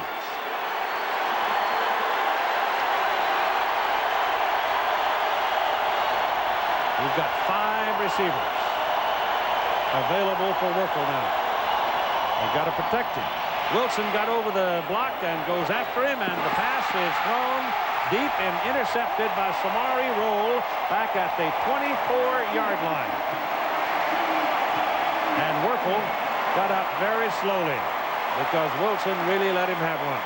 Well, there was no backs in the backfield, Keith. The single coverage everywhere. Single coverage out here, but the problem is right here there's no backs in the backfield to help protect, and the defensive linemen see that. He just jumps over him. Werfel knows he has to throw it quickly and threw it way before the receiver was past Roll. 55 is Renard Wilson,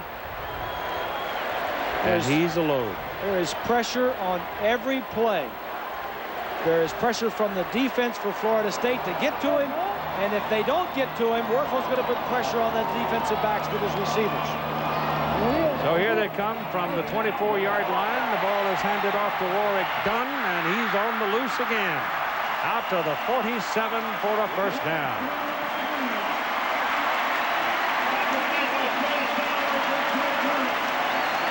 You look at that offensive line.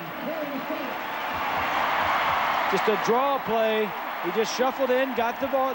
That's just making your linemen look good. They're doing a nice job, but Dunn, the shiftiness, sliding around. I have never seen him run as well as he's running today, Keith. Rock Preston replaces him. And Busby back to throw to the sideline. Pass is completed to Andre Cooper. And Cooper is right about the marker. It looks like it'll be a first down. It is.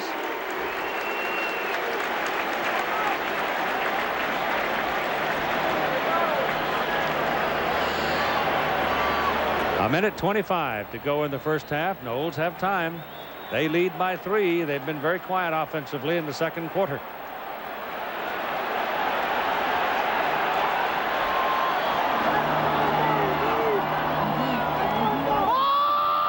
Busby gets it away under pressure. It's going deep, and the pass is incomplete. Lavernus Coles, the speed burner, was down the field and had no chance to make the catch. And so for a change, the Gator defense puts Busby on his back.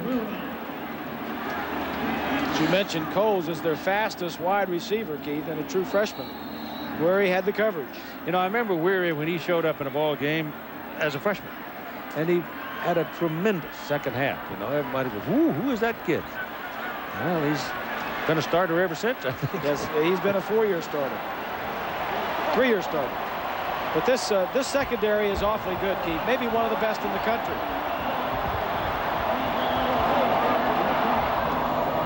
That back, Busby swings it off. The pass to Rock Preston. Preston is tackled by #1 Tony George, a sophomore out of Cincinnati.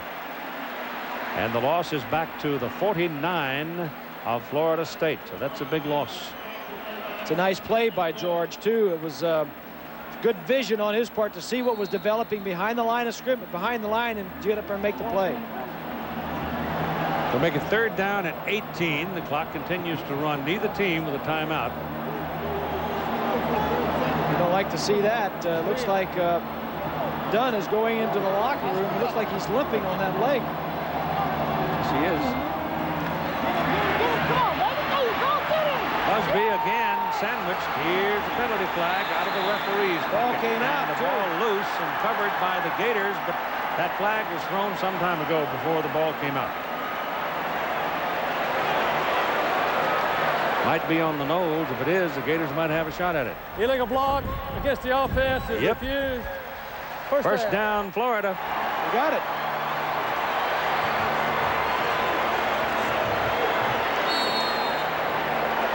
Busby steps up. Now when you're in trouble, put the ball away. Protect the ball. There you go. It's knocked loose. The Gators get a break. 20 seconds. They got 2 shots at it. If they can protect Werfel. That goes to Anthony. He's out of bounds, stopping the clock at the 36-yard line.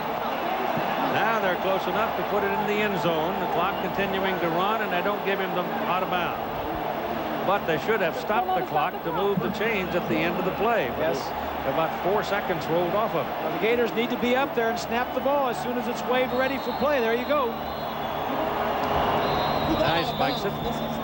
And he's got 3 seconds. So he's got 1 play to stick the ball in the end zone or get it down there close enough so somebody might run it in. Yep. You listen to this crowd now when the Gators come out and try to run that 1 play. They better have something They're going to kick it, I think. figured out. Try the field goal. They are going to go for the field goal. Right. So they will send Bart Edmiston out and try to tie it at halftime. His longest is in the 40-49-yard range. This one is going to be spotted at the 43. It's a 53-yarder. It will be his longest ever. Short. Not by much, but short by about a yard. And so the halftime score, Florida State owning the first quarter 17, Florida owning the second quarter 14. We're back in the battle of 1 versus 2, and 2's leading 1 17-14 at Doak Campbell Stadium in Tallahassee, Florida. Some of the highlights out of the first half. Peter Boulware blocks the Florida punt, sets up a Florida State touchdown. Seminoles broke out to a 10-0 lead with Pooh Bear Williams getting the touchdown. And then Busby to Pearsall makes it a 17-0 lead for the Seminoles. The Gators then woke up. Werfel to Riddell Anthony, 50 yards, steps out of bounds at the 1. Jaquez Green caught the pass for the touchdown, 17-7. And then Werfel goes to Green for a 9-yard touchdown reception, 17-14. And let's join Len Swan for a moment for the latest news about Warrick Dunn, who was seen limping and leaving the field. Well, Keith, he was limping because he was cramping up. So much action. He had a tremendous first half. They got him inside. Wanted to take care of those cramps. I'm being told by the trainer and by Bobby Bowden, it was just the fact that he was cramping up. He'll be in for the second half. And so we'll see him or his backup, Rock Preston, if they need to give him a little rest. Keith? Oh, we'll see him, I'll guarantee you. Do you think they'll have to repaint the walls in the Florida locker room? You think Steve was upset? I would say yes. The dominant things in the first half for me was Warrick Dunn, the Florida State defense, and Werfel. Werfel has thrown the ball 23 times and has been hit 17 of the 23 times he's dropped back to throw. That's a whooping. That'll make him awfully sore next week. All right, the Gators kick it off. Seminoles have the first offensive possession. That's about 3 yards deep in the end zone, and it's coming out with Dee Feaster. And he comes back to the 25-yard line, and there the Seminoles will start it. Some numbers will throw you at you. Total yardage, Florida a little bit more than Florida State. Florida not being able to run the ball. Florida State not being able to throw it very much. But the turnovers, 3 turnovers that Florida had only led to 3 points for the Seminoles. Warrick Dunn starts in the backfield along with Pooh Bear Williams, Thad Busby at quarterback, Melvin Pearson the tight end, E.G. Green and Wayne Messam all the wide receivers. Now it's Peter Warrick, not Messam. First down, move it on the 26-yard line and give it to Warrick Dunn. Can't break the tackle as he comes to the 29. It's a pickup of about 3 yards. First thing I want to look for is what has Florida done differently to stop Dunn? Florida State, Busby was 66 yards and a touchdown. Dunn had 133 yards on a big first half. Warrick had the 1 big reception, and the defensive leaders, Smith and Crockett, both had an interception. Wayne Messam is now in at the wideout, and he has not seen the ball all day. Busby rolls out, and he's got somebody in his face. And I mean, that somebody puts him on his back, Willie Rogers, and he gets a penalty flag. So we may have a little unnecessary roughness call coming up right here. Maybe an intentional grounding, Keith. Or it could be that. It is intentional grounding. 5 yards, loss of down. So the Seminoles, who have been tortured by the penalty flag all day, get another one. Look from the right defensive end. That's Rogers. Makes a smart play by staying home. There's just nobody there. You just can't do that. The official, the referee, Gentry, right there, make a good call. So that puts the ball back to the 11 now, and it'll be 3rd down and 25 for the Gators. I mean, for the Seminoles, as the Gators have been, well, the whole second quarter, they just kind of shut down everybody but Dunn. And he had that one big run. And everywhere he's going right now, there's somebody tracking him, and that was somebody, was Mike Peterson. That's the second tackle that Peterson's put on. Oh, Mo is changing shirts here, Keith. Yeah, it looks like it. Possessions in the first half. The first 3 possessions, Florida State came out, got some takeaways, did some things, blocked a punt, scored all their points on the first 3 possessions, and then nothing after that. Sean Liss has the ability to kill it. Well, he may get a good one here. They need a good one, and he should have a little bit of help from the wind. And it is a good one. Oh, my goodness. Holy, back to the 32-yard line, and look at Green go the other way and get some help, and finally runs out of friendly folk up around about the 47-yard line. That's a 55-yard punt with a 15-yard return.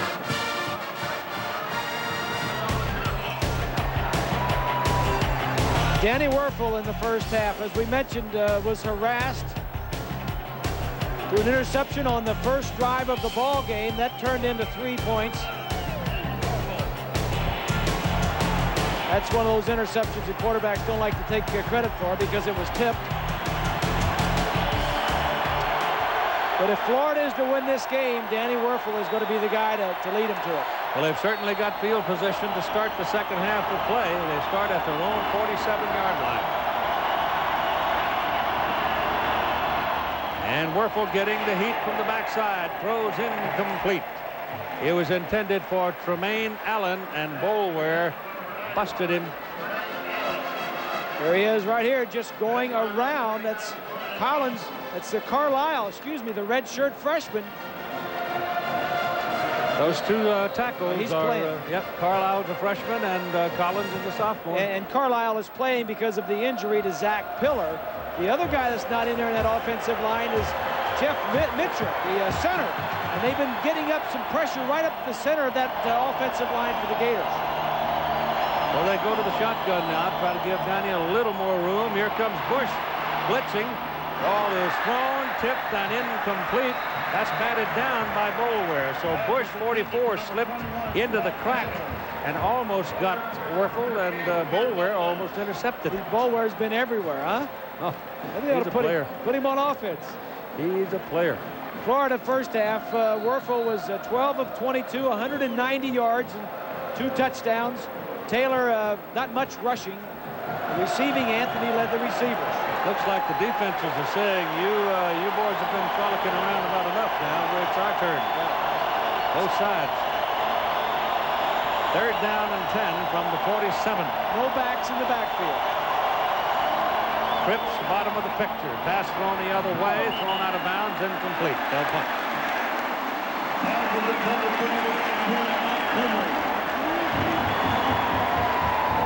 Here's a look at Florida in the first half. They didn't start off too well. Interception, block, punt, and an interception on the 4th. Then they got it going. They had 1 drive of more than 6 plays, and that was the 13-play drive. Peter Warrick is deep. Robbie Stevenson to punt. The left footer gets it out of there. Got a little pressure on him. Wadsworth got through there, but it's a good kick. And a fair catch made back at the 12-yard line. 42 yards on the punt. Still a 3-point ball game.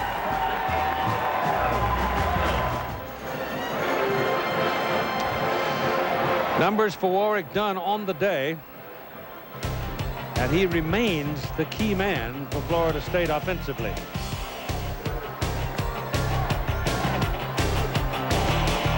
This was early on in the ball game when Florida still seemed to be in a daze.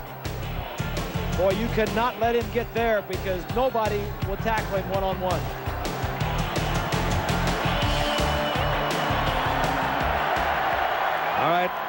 the Noles come up from their 12-yard line. Their first possession was from the 26. So the field position certainly hasn't improved, and back goes Busby to throw to Dunn.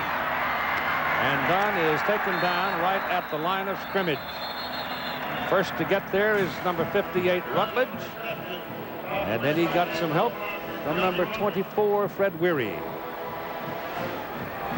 We've been talking about the Seminole defense, but this Gator defense, Keith, pretty good. They lead the Southeastern Conference in sacks. They're 8th in the country in scoring defense. They only allow on the average 15 points per game.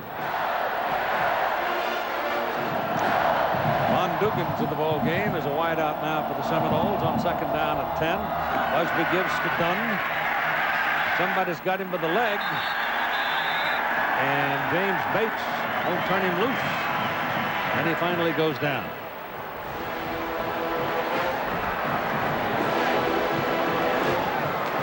He's from Sevierville, Tennessee. Watches Bates get up in the line of scrimmage and stuff the hole with the blocker.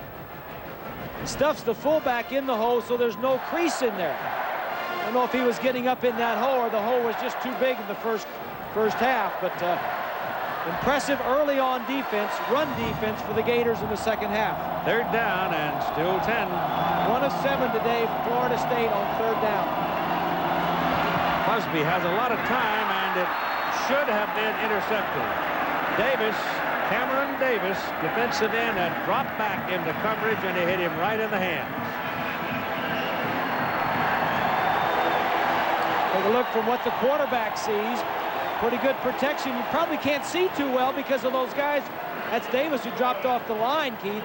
Didn't factor him into the coverage. Couldn't see him. He's over there counting his fingers, wondering how come they didn't collectively make that interception. He's a defensive end. He doesn't get that opportunity too often. Here's Liss getting some heat at the goal line. Low line drive. It takes a high gravy bounce, but Jaquez Green does not want to mess with it. And it'll be first down and 10 for the Florida Gators at their own 38-yard line. That's a 50-yard punt. 8 o'clock Eastern time tonight. Father Serene founded the university. He was a Frenchman. He was a what? French. From France. 38-yard line. Elijah Williams.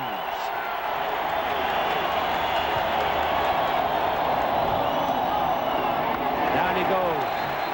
Yard short of the line of scrimmage. Connell Spain and Henry Crockett. Well, let's go back to the previous possession. Peter Boulware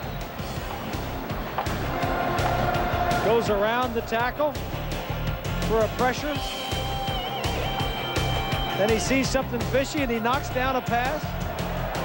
He's blocked a punt already. He's been everywhere. He's a terrific football player. Werfel, that little shovel pass to Elijah Williams. He breaks a couple of tackles, and they finally corral him up around the 41-yard line. He is a bit of a slippery fellow. There may be a lot of money marbles and chalk on that Notre Dame Southern California ball game tonight. We know about Lou Holtz and what he has done.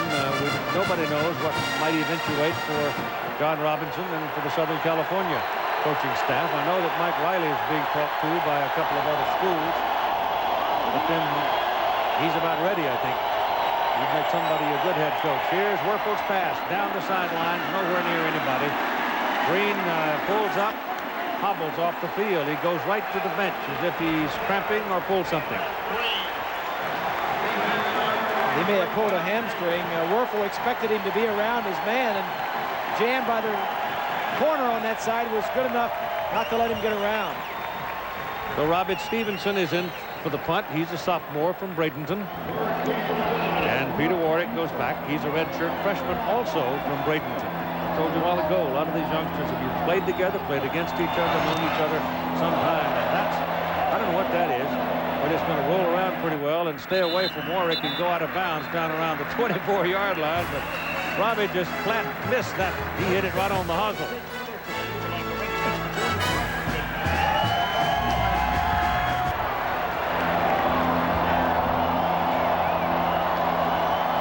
just outside the 23. Dunn, the deep back. Pooh Bear's in front of him, and Busby's changing his play. Dunn. And he's done at the line of scrimmage. Mike Peterson, number 29. That's the third clean tackle that Peterson's had on Dunn. And here's Swanee. Well, Keith, Jacques Green had cramps on that play when he was in. It wasn't his hamstring, and that's fortunate. But Steve Spurrier's got to be concerned about his team, because there are several other people who have some injuries. Fred Taylor, Terry Jackson have sprained ankles, and then there is the right guard, Donnie Young, has a hyperextended left knee. These all happened in the first half, and they've got a big game coming up next week, Keith. Sure do. That one next week, they give them rings. That ball is batted in the air, and it is incomplete. It was Mike Peterson who suddenly has become a principal tormentor on the Florida defensive side of the ball. Yeah, Peterson has been in on the last 2 plays, Keith. He's the outside linebacker on the right side. Over here, watch as he'll split the offensive men that come to block him. Gets right between them both. See, he's not going to get there in time, and then he throws his hands up and makes a nice play. He's only a sophomore from Alachua, Florida. Busby's 2 of his last 12 for 3 yards. Hand it to Warrick Dunn. They get him right about 2-yard, 3-yard pickup, and there's a penalty flag in his wake. And it's against the Seminoles. Holding. Not going to matter. It was going to be 4th down anyway. Keith, they'll probably decline it. But if the Gators can shut down Dunn, then Busby has to step up even more. Offense, refused, 4th down.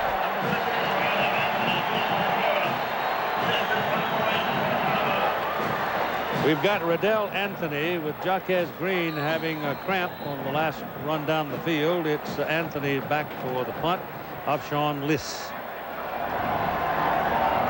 This had a beauty. A couple of them in this game. 155, 150. This is away. Not too high. Might give Anthony a little room, but he calls a fair catch. And so he's going to have to start this possession at about the 27-yard line. All here on ABC Sports. Ex-Centerdale. Purple hands off. Nothing doing. Elijah Williams can't go anywhere. Henry Crockett first. Peter Boulware second. Making the tackle. The headlines of this game so far is that defensive line for Florida State, Keith. They have just been all over the place. Disruptive. They have set the tone for what's happened in this game.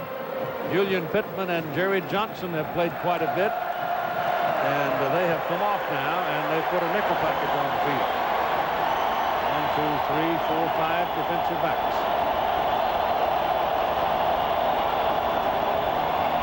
And Florida runs it right up the middle. Elijah Williams, big play. Not through yet. Down finally at the 31-yard line by Dexter Jackson. So it's Elijah Williams from Milton, Florida, exploding. Behind the defense, a double team there at 75. That's the right guard, Young. Florida's not been in 2 backs that much today, and Elijah Williams has not seen a lot of action because he's a smaller back. Steve has wanted, there's a look at the right guard, Young, who's got a good block, but Steve's wanted the bigger backs in there to help pass protect. He got 46 yards on that run. Werfel back, and Wadsworth's got a hold of him coming out off the snap. Wadsworth just beat the center all hollow, came right by Ridge and went right up his back, and that's 4 sacks for those tackles. See it from this side. Wadsworth is not blocked. I don't know who was responsible for him, but there's an old homily that goes, you can't complete passes flat of your quarterback. The quarterback flat of his back. And you're seeing it. 6 minutes and 50 seconds to play in the 3rd quarter. Still 17-14, Florida State. Werfel gets it away, and it is incomplete. And the pigeon got in the way. There was a pigeon flying around back out there, and the ball almost hit it. Well, you might be having fun, but I don't think Danny's having much fun. He just runs around Carlisle. Now he gets him upfield and makes a twist and a turn. Wilson and Boulware. That's that pair of defensive ends, Keith. One of the best pair in the country. This offensive line is having all kinds of problems with this Seminole defensive line. 3rd down and 18 out of the shotgun. Lets it go for Hilliard. And it is incomplete. Hilliard never had a chance at it because the coverage by Byron Capers was like a wall. Perfect. Mickey Andrews, bottom line, pressure the quarterback, man-to-man bump and run coverage in the secondary. If the receivers can't get away from the defensive backs and the pressure gets to the quarterback, there's nothing else to do with it. So they'll punt. It'll be the 4th in the game for Robbie Stevenson. It's a little better one this time, but he didn't need a good one this time. He needed that half a shank he had a while ago. That one goes into the end zone, and it'll come back out to the 20 for the Seminoles. Right now in the 3rd quarter, the defenses have control of things.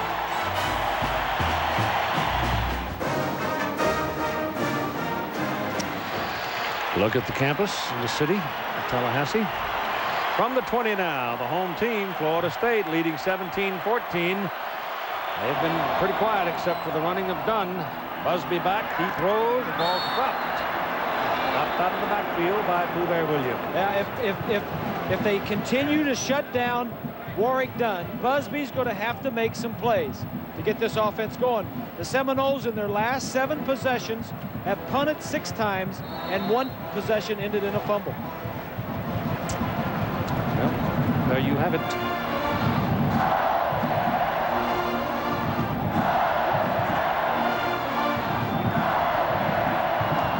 Second down and 10.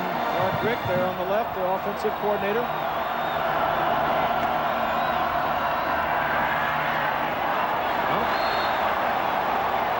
Intended for Andre Cooper, and he missed him, and it is 3rd down and 10, and here's Swanee. Bob, I agree with you. They've got to do something, maybe throw the ball on 1st down, but they also need to do something else. Let's get back their intensity and emotional level. In the first half, the Florida State team came out fired up. They jumped all over Florida. They were taking advantage of mistakes, getting turnovers. This second half, they've come down extraordinarily flat, almost like we saw Ohio State last week. Reckon he's looking for a coaching job? He talks to a lot of them. Jacked up. Oh, 20. 3rd down and 10 from the 20. That's down the middle, and he drilled him, and it's a 1st down at the 32-yard line. It's caught by E.G. Green, who hasn't seen the ball since the 1st quarter. Well, it's just a zone coverage, and E.G. Green's going to come down and get right in the center of the coverage. Only a 4-man rush, and they don't get good pressure on him. He steps up in the pocket. Very few times have you seen the quarterback have that good of protection today, Keith. This has not been a pleasant day to be a quarterback for either team. Can you imagine Florida State and Nebraska with they need 6 quarterbacks each. He's got it high in the air, a lot of air under it, but can't run it down. They went for Coles, the speedster, and he could not run it down. Anton Lott was with him, but he was behind him. The ball was overthrown. It's a good time to take a chance like that, though. I like the call, 1st down. Go for it. That's a great time to throw the football.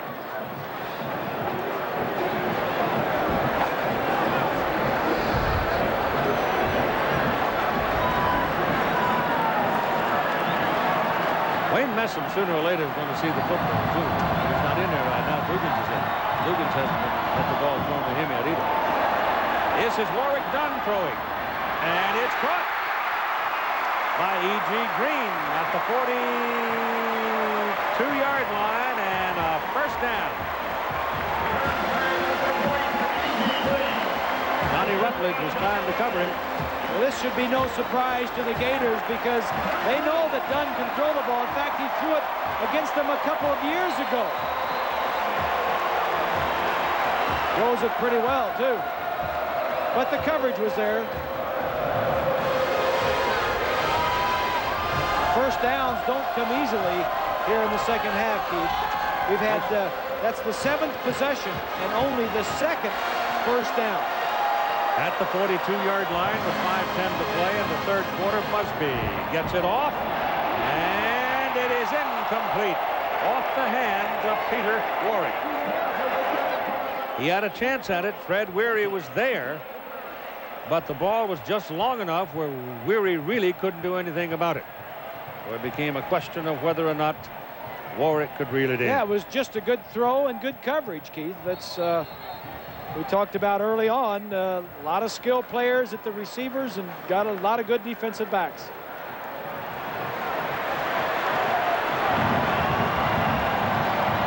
Robbie reaching over to find out what the play is. 2nd and 10. Ball sailed on it. Ball was intended for Messam, and he was available, but the ball just sailed away on him. You can just see it take a ride to win. This time the Gators get a good pass rush. Busby's going to get just nailed. It's not as... He really didn't get hammered, I'd say. No, he didn't get hammered. He just had a couple of his own guys falling truckload of hay bales falling on him. Yeah, get you out there, Keith. I've had enough of those. From the 42-yard line, it is now 3rd and 10. Out of the shotgun, pressure coming. He's up pretty good that time, and the ball is sailed away incomplete. Tony George, quarterback, was blitzing on the play. He didn't really get Busby down, but he certainly put himself in his mind's eye and caused that pass to go awry. And he forced him to throw it before he wanted to. Busby now 9 of 25 for 77 yards. 7th punt of the day for Sean Liss. Long of 55 and a short of 33, and Jaquez Green is back now to return the kick. Having made quite a remarkable recovery from injury in that Fiesta Bowl game last year. That's a pretty good kick, but a bit too long as it rolls along into the end zone. 58 yards on that punt. I'd like to find some of that. Yeah. From the 20. Werfel hands it off. Fred Taylor. And maybe 3-4. 4th to most. 17-14, and it's been that way since the halftime.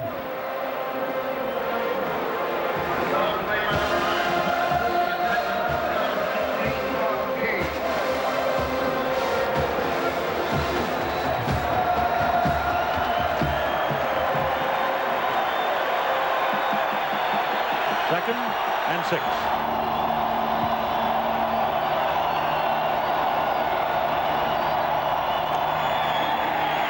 Werfel steps away from the coverage and completes the pass. You give him a little bit of time, and he'll make something happen, completing it to Ike Hilliard, who does something after he caught it again and moved the chain. First down for the Gators up at their 47-yard line. Werfel is getting a lot of pressure. Watch the pass rush back here on the on his left side.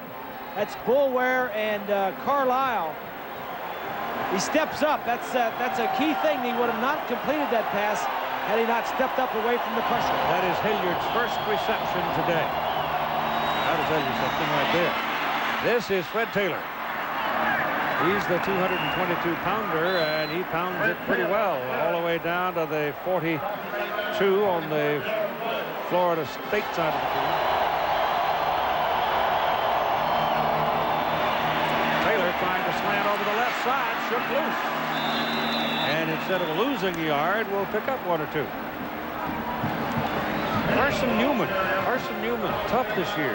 Beat up on West Georgia, then Valdosta State. Northern Colorado staying alive in the playoffs.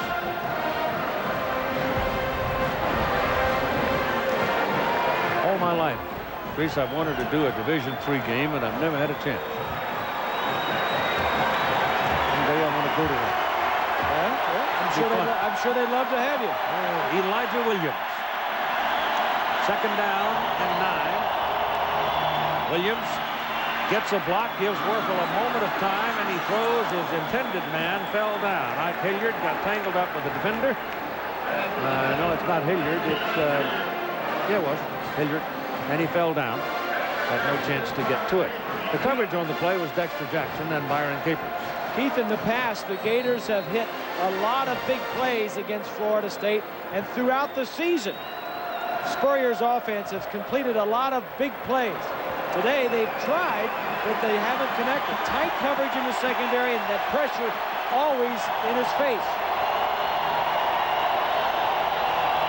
3rd and 9.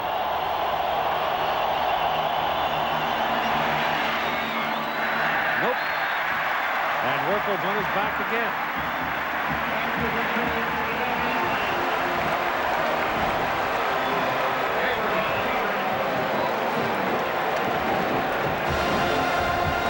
Offensive line, 2 starters are missing.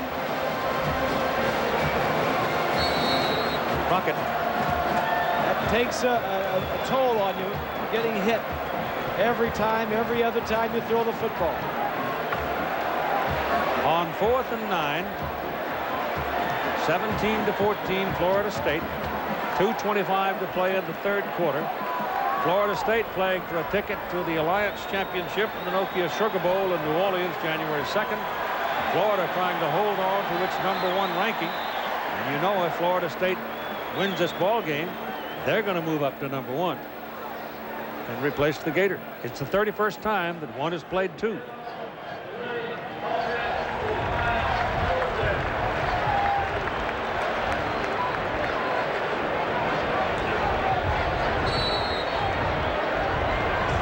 Now let's see if Stevenson can knock one out of bounds or kill it deep.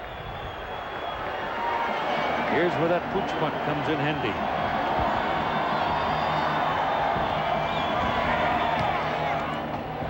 He's got his knuckleball down there, and a fair catch is called at the 15-yard line. So it will be 1st down for the Seminoles at their own 15. They lead by 3. And as the crowd comes up, and a hand for the defense, the Budweiser Glampernet Eye in the Sky camera gives you that view from up above, 1,000 feet above Doak Campbell Stadium. Looks like it's still kind of bumpy up there, doesn't it? Oh, yes. The flags at the end of the stadium are just whipping. Rock Preston will be your tailback. You look at your total yardage. Both teams have had the ball 4 times. And both teams have punted 4 times in the 2nd half. Busby's pass is incomplete. Short. Intended for Wayne Messon. And you got a penalty flag.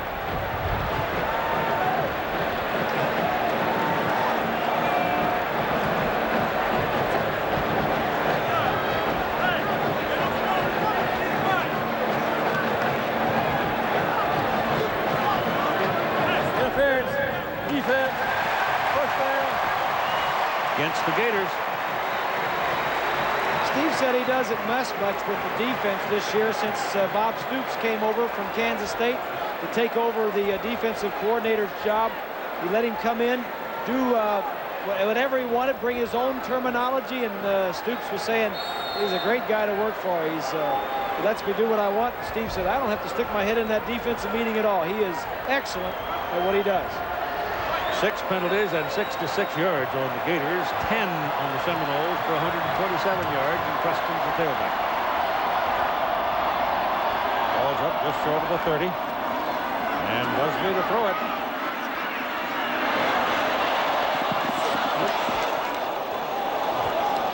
Wayne Messon running under it. So they've thrown now here in the late going of the 3rd quarter. 2 out of the last 3 plays to Messon, but not where he could catch it. Well, what's happening in the 2nd half is the defenses are taking over, and they are both good defenses. The offenses have tried to run the ball and can't run it. So now what they're trying to do is throw it, and the coverage is there. What's going to turn this game around, Keith, is a turnover, a mistake. Interception or a fumble deep in your own territory. We are in the endurance phase of things right now. Hang in, hunker down, and hold on. On 2nd and 10, that's worth a couple of yards. Rock Preston brought down by Lawrence Wright.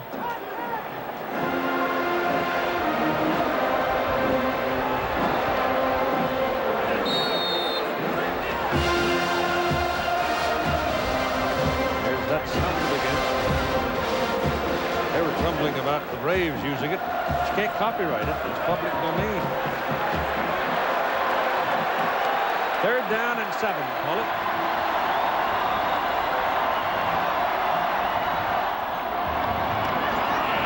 Time for Busby, and a bullet of a pass that is almost intercepted. That was almost that mistake that Fred Weary cut in front of him and was just almost gone. I like what Florida State is doing, though, Keith. They're rolling their quarterback out a little bit to the right. He's telling the receiver, you got to come back to the ball. Just don't stand there. Come back to the ball, but get your quarterback outside that pressure a little bit. Sean List now is in for his 8th punt, and Jaquez Green waits for it. Gators ought to come out of this with pretty good field position. List has been killing it, and he's done it again. Oh, he's done it again. Into the end zone. 67 yards. Sure, there's a little bit of help from the wind, but I don't care if there was a lot of help. That's pretty good. Go back and take a look at that last play. Busby on a rollout. Take a look at what the quarterback sees. Ground level, rolling out. When you roll out, things open up a little bit too. You can see a little bit better. And right there, you see the receiver, number 9, just standing there waiting for the ball to get there. You've got to come back to it. Weary, the defensive back, was coming back, almost picked it off. So the Gators take over at the 20. Elijah Williams. He didn't get to the line of scrimmage. He ran into Darrell Bush and the boys.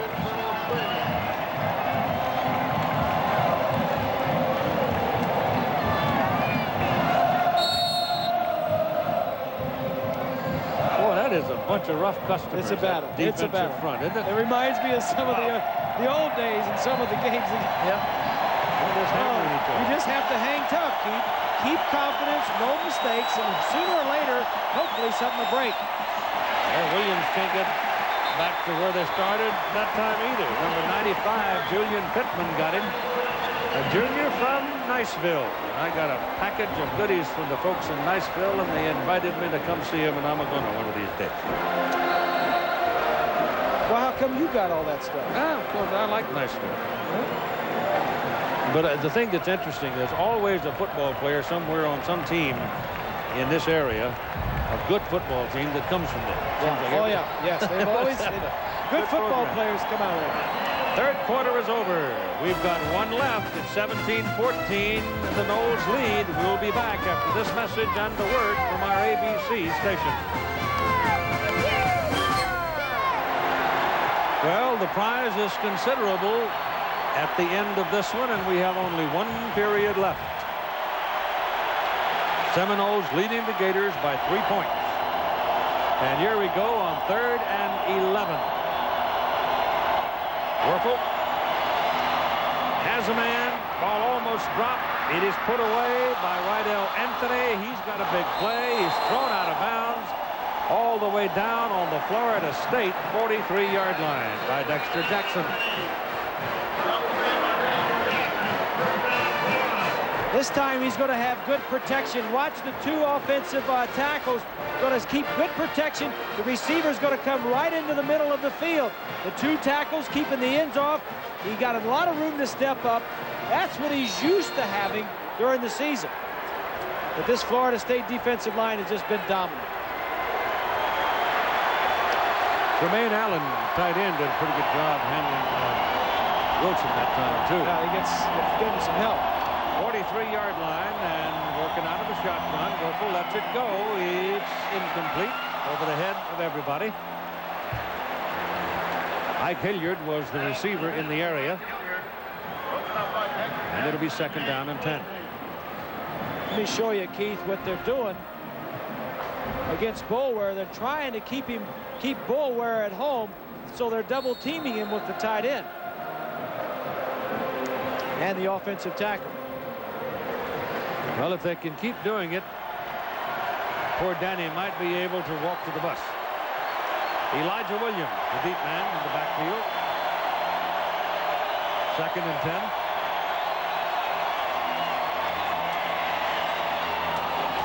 It's caught.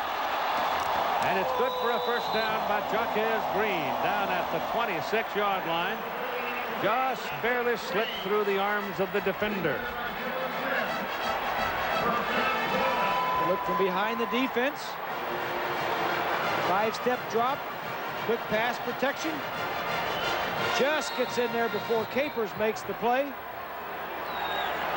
Shevin Smith saves the touchdown. It's first down Gators at the Florida State 26. Crowd got kind of quiet there for a minute. Now they come up to help the defense.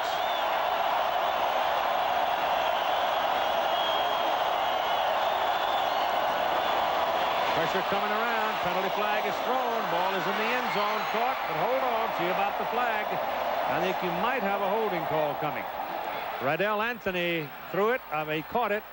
As it is holding Florida. Yep, thought so. As Werfel threw the ball, the referee let the flag go, and even though it was right on the numbers to Anthony, it's lost. 79, the right tackle on the play. He got out of the screen. No, that's not it, I don't think. I think it was up maybe Donnie Young, somebody up there in the line, but he threw it, the official threw it long before Werfel threw the ball. So they lose a...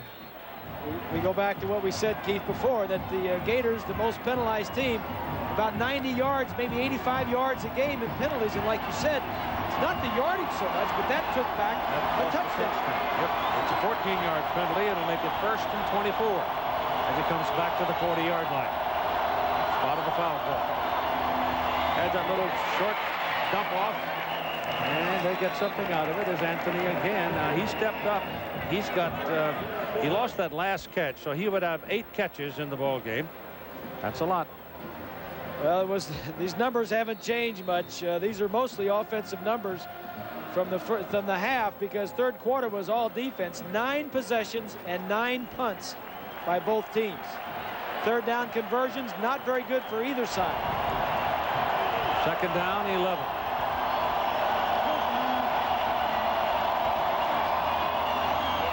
Again, it goes to Anthony. He makes one little sidestep. That gets him past Colsey, and he gets it inside the 20. These Florida wide receivers are pretty nifty after they catch the ball. Here's Lynch one. Well, Keith, Rydell Anthony is playing remarkable football when you look at that catch, and consider this. The team doctor just told me he has a slightly separated left shoulder. That's why he came out, but he is still in the ball game, and he's got to be hurt.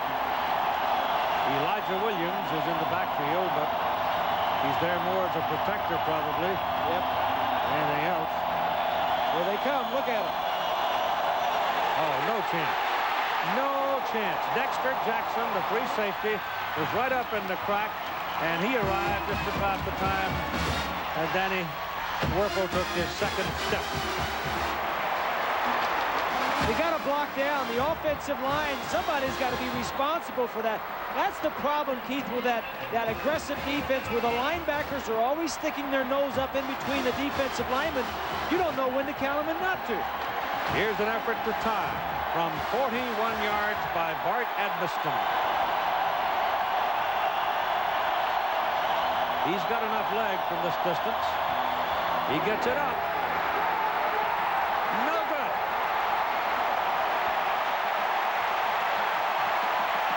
So Edmiston not only misses, but he's hobbling off the field. And the score remains a 3-point lead for Florida State.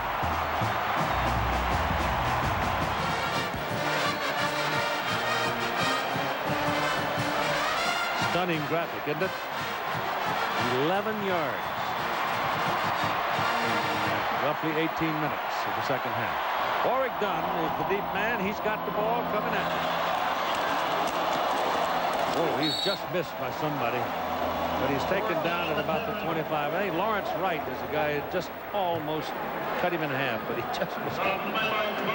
Now we saw Bart Edmiston limping off the field. And I think right there, that may be where he hurt his foot. Let's go to Swanee. Yeah, Keith, he hurt his knee a little bit, and it's nothing serious. The doctor said he'll be fine, but sometimes, you know, those kickers get a little twinge, and they're not quite sure what it is, so after they go talk to someone to be reassured, Keith. What are you saying about kickers? Nothing directly. That pass completed to Peter Warrick. Once a wide receiver, always a wide receiver. Once a quarterback, always a quarterback. Once a big ugly, always a big ugly.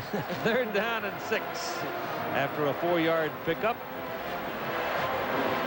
We're all sitting here on a keg of dynamite, just waiting for something to happen. I don't believe the final score is going to be 17-14. I just don't. Well, there's a lot of explosives out there on the field just waiting to be set off. I mean, there's one guy, one man, 10 yards from the line of scrimmage. Everybody else is right up there. And it's a great throw and catch to Warrick. And there's a first down for Florida State at the Gators' 42-yard line.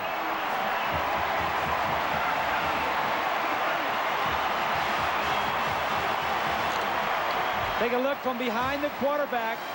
Number 4 Wright's the free safety. Look at this, open up right in the middle. He throws it right over the center.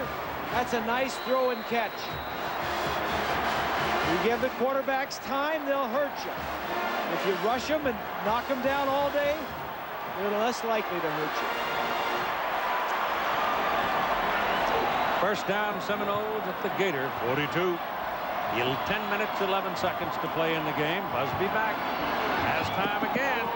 And it is incomplete. Pretty good battle for the ball there between the Coles of Florida State. Antone Lott was with him.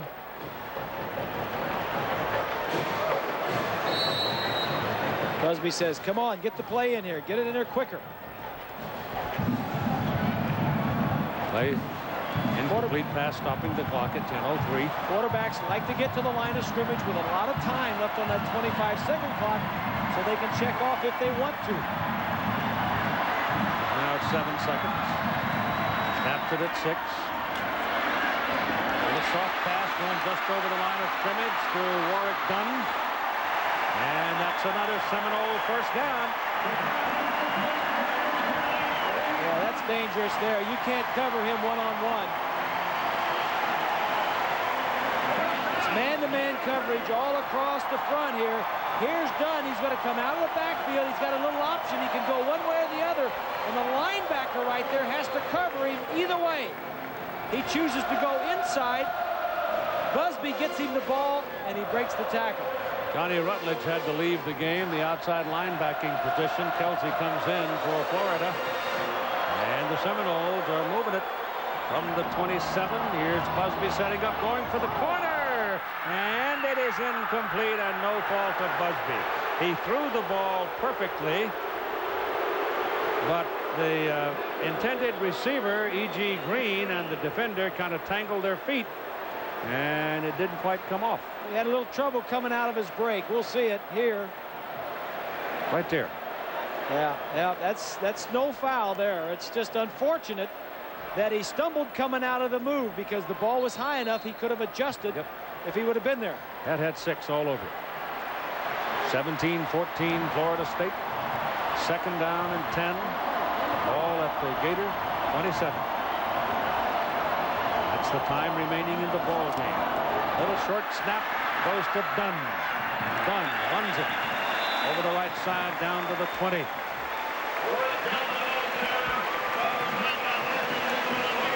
It'll be 3rd and 3.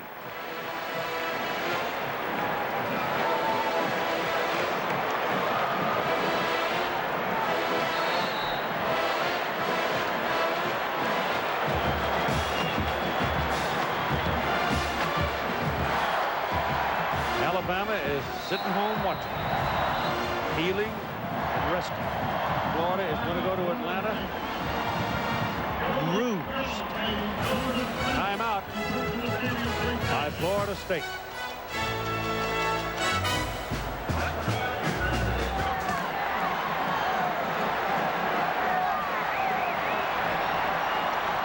The ball is just inside the 20.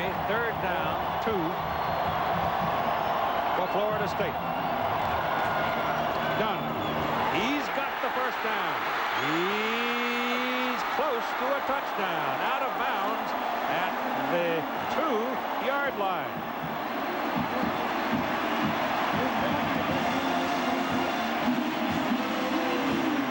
Running left side.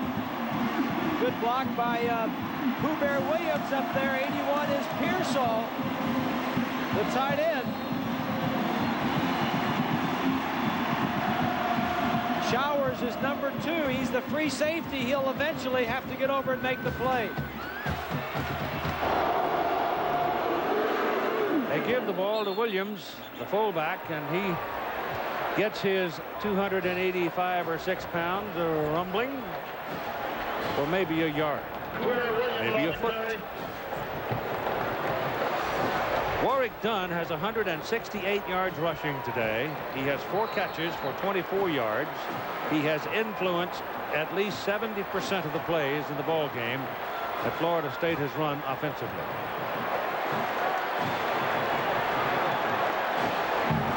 And he'll probably get it right here on 2nd down and goal from the 1.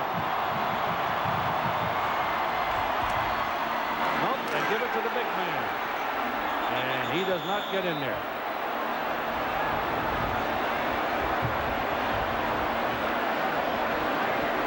He weighs 285 pounds, Keith, and he was kind of stepping over some people in there. You don't want to be on the bottom of that pile with Pooh coming through. And he'd leave a cleat mark for a month. Here comes Lamar Glenn, the other fullback, into the game. So he's going to be in the backfield. Messam has come out. Now Messam is going to go back. Somebody else is going to come out. Take a timeout here. Take a timeout. That's what they're going to do.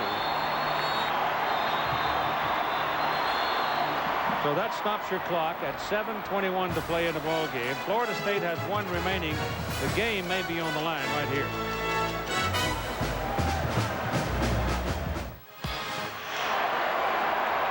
Well, there's somebody waiting to write a ticket for the Florida State Seminoles. It says New Orleans. Maybe they just get up and ride, as Willie calls it, the old city of New Orleans over there. However, this is a chance for him to put it away. They give it to Williams. He does not budge it. Yes, he did. Yeah, he did, too. He fell down. Second effort. He wiggled off the top and fell over the side and rolled into the end zone. His first lick, he was stone cold, but he kept on pounding and rolled out and in there.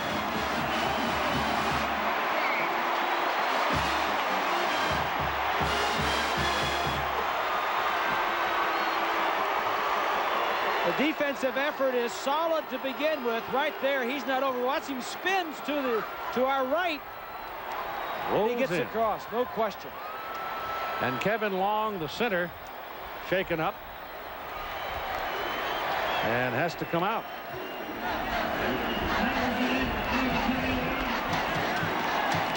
Big fella from Summerville, South Carolina. That'll hurt them. They don't have any more seasoned backup offensive linemen to put in there. Here comes your extra point try from Scott Bentley to make it a 10-point lead with 7:15 to play in the ball game, and he's got it. Remember now, a little while ago, Florida lost a touchdown on a holding penalty. Seminoles have come back down, and they have scored. And stooped after Pooh Bear rolled in.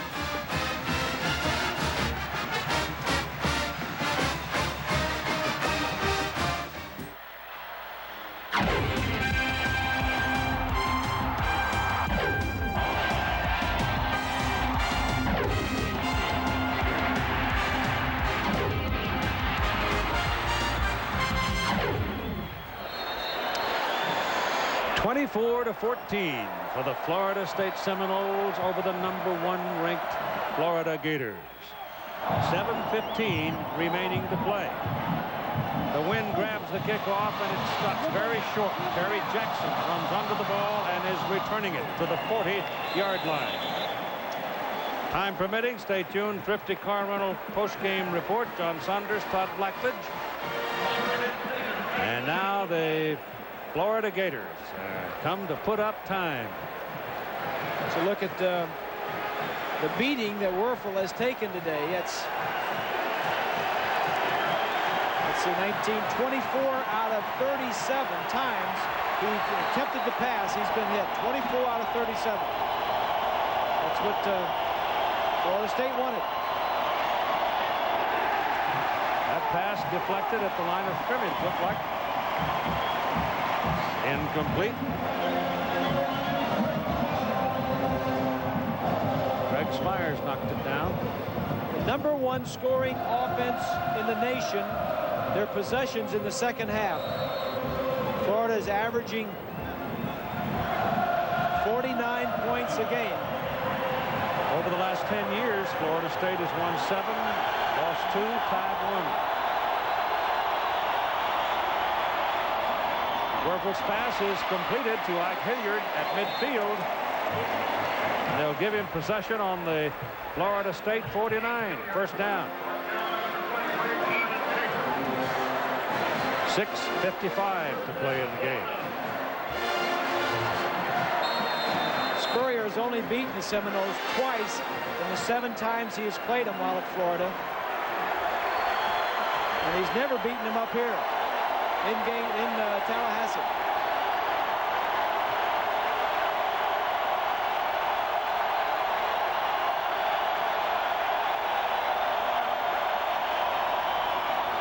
Handoff goes to Jackson. And Jackson can't get it going at all. Spires is there. Saunders coming up out of the secondary. Troy Saunders, a cornerback, got a lick on him. Seminoles protect their home turf pretty well.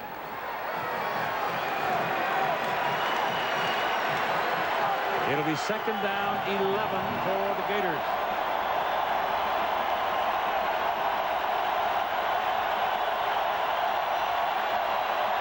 Here they come. He got it off. He's got Green. Green can't run it down. Green went inside just a little bit to set up Capers to get away from him, and in the process of coming back, he was not able to run it down, even with his great speed. Green remembers the young man who had the dislocated hip last year in that final game and made a remarkable recovery.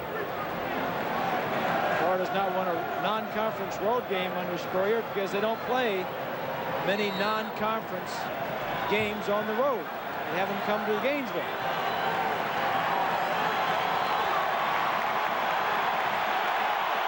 Third and 11 for the Gators at 5:52 and trailing by 10 points. That was a chance there, Keith. That was a great opportunity. He had time to throw. That one whistles right by the ear of Riddell Anthony, and it is incomplete.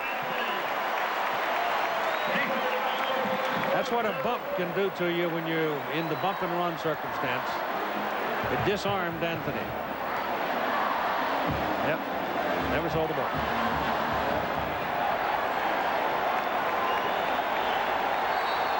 That knocks him off track a little bit, and then Darrell Bush, the middle linebacker, got a piece of him. And they're going on 4th down and 11. This might be the game. It might be right here.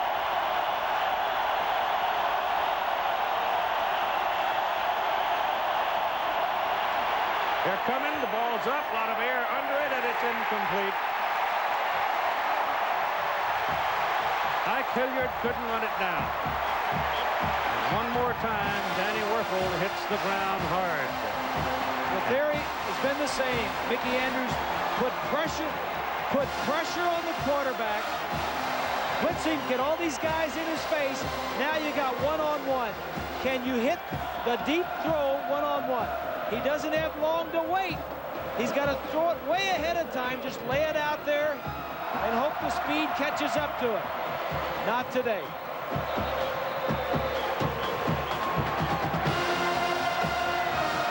That's a lick. Got to throw it soon. That receiver, Keith, is probably only 12 yards downfield when that ball is let go. And he's trying to keep connected, probably 35 yards downfield. So the man from Alabama, Bobby Bowden, is standing on the edge of something big here with a football team that may very well be on its way to New Orleans. And you figure it's got to be, if Nebraska can beat Texas next Saturday, probably the Cornhuskers. And here comes Dunn. Florida has 3 timeouts remaining. Florida State obviously is going to try to run the ball, do whatever it takes to keep the clock running.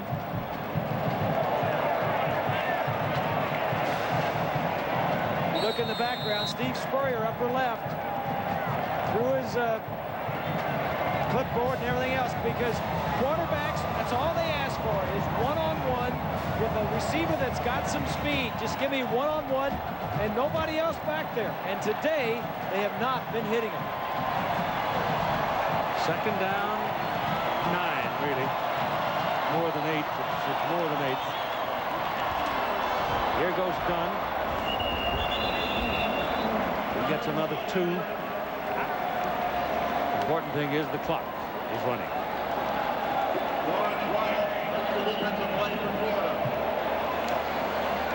When we get this game finished, the Skins game will follow. Tiger Woods, obviously you know about him. John Daly, Fred Coupler. How much? You know what I'm interested in seeing? Who out-hits John Daly or the Tiger, huh? Yeah, but that golf course, you can't rear back and belt it. There's going to be a couple times where they're going to rear back and belt it. There's I want to see. Fairways right now, but it is Warrick Dunn running the ball again on 3rd down and long, and he didn't get him. In fact, he lost maybe a yard. A little bit of a skirmish breaks out, but the officials handle it quickly and efficiently, and it's going to be 4th down. And the Florida Gators now will stop the clock with their first time out of the second half at 3 minutes and 56 seconds to play.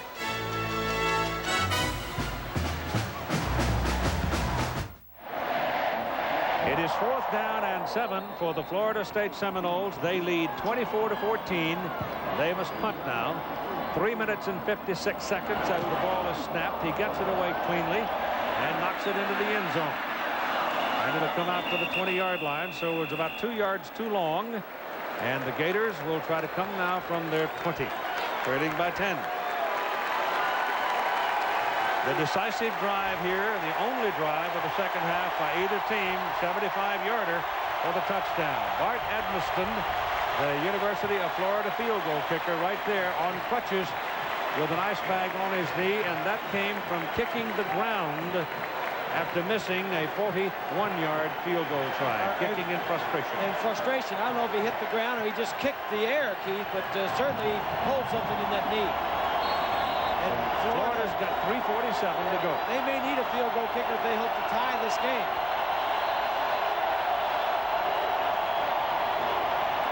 Werfel is flushed. And one more time is knocked down. He gets it out to about the 27. It'll be 2nd down and 3. It was probably one of the only times that Werfel has run from the pocket today. And that's what Mickey Andrews and Bowden, the defense for Florida State, knows, that he's not going to scramble outside the pocket. They don't roll out.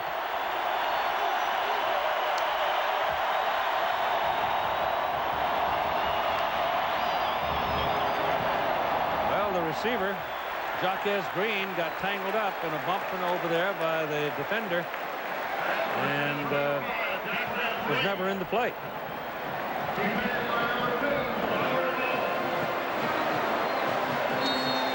So it is now 3rd down and 3. And 3:08 to play in the ball game.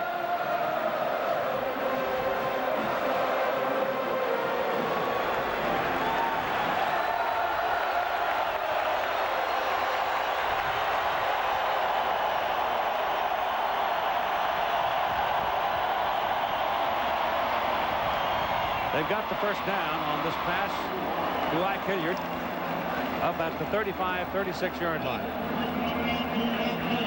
And we're at 2:59 to play. Hilliard looks like he's walking a little lightly there. These are the guys that can take the ball and run a long way, the wide receivers, but Hilliard right there. He's leaving. Looks like he's been dinged a little.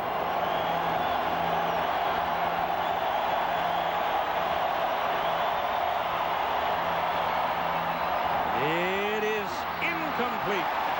And a penalty flag is coming up against Florida State's Mario Edwards. I think Riddell Anthony had the ball, and it looked like that Mario Edwards had grabbed him.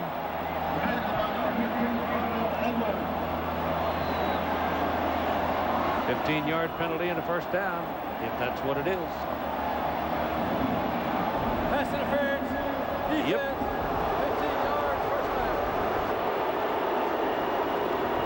How many flags is that now? 10 on Florida? It's 11 flags on Florida State. Wow. Mickey Andrews, Edwards is a redshirt freshman. That foul was called. He is a backup. Mickey just plays him. He says, I'm playing 8 or 9, 10 defensive backs. I remember his philosophy is, you know, I'll coach next year's team this year. I'll always have some depth. He just going for a national championship. He plays him. That ball is thrown high, lofted in the air, and it falls incomplete, intended for Riddell Anthony.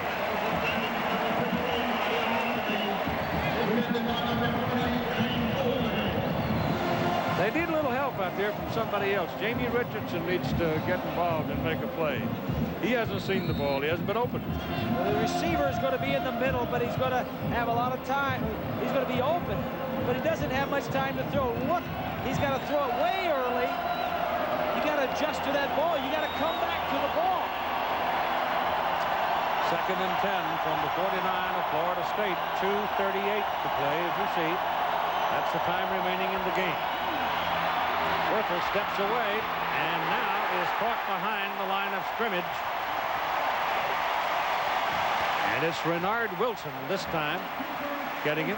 That's the 6th sack of Werfel today, and the first one for Wilson.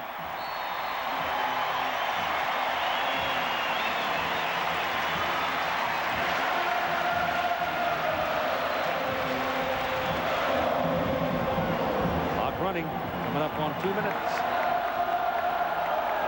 3rd and 12.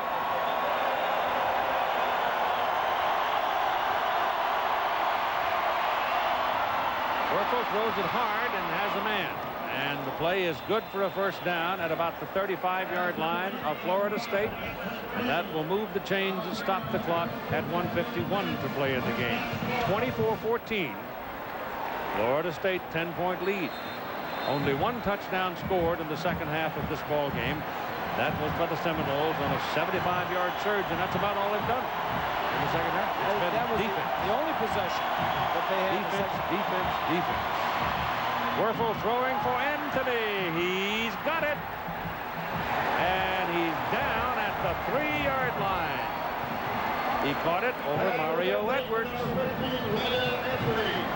Well, this is what you've been looking at all day. One-on-one coverage, tight coverage. They've thrown this 15 times and maybe only hit it twice. Not a very high percentage, but they score here. There'll be some excitement on that kickoff. Minute and a half to play in the game.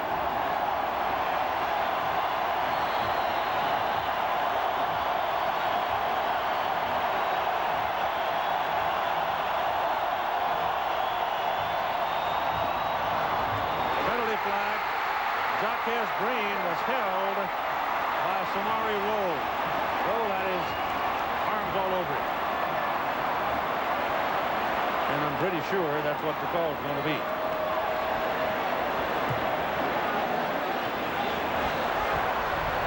Interference, pass interference, defense. Yep. First down on the 2-yard line. Florida did this earlier down in the same position.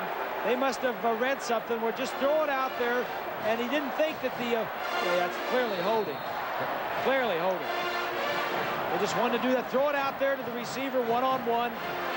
That time... that cost him 10 seconds. Yeah, that's true. That's a good point. And you got a Seminole coming out, That's shaking Boulware. up. That's Boulware, yeah. I thought he was indestructible. Maybe he's just run out of gas. Boy, has he played some football here. Wow.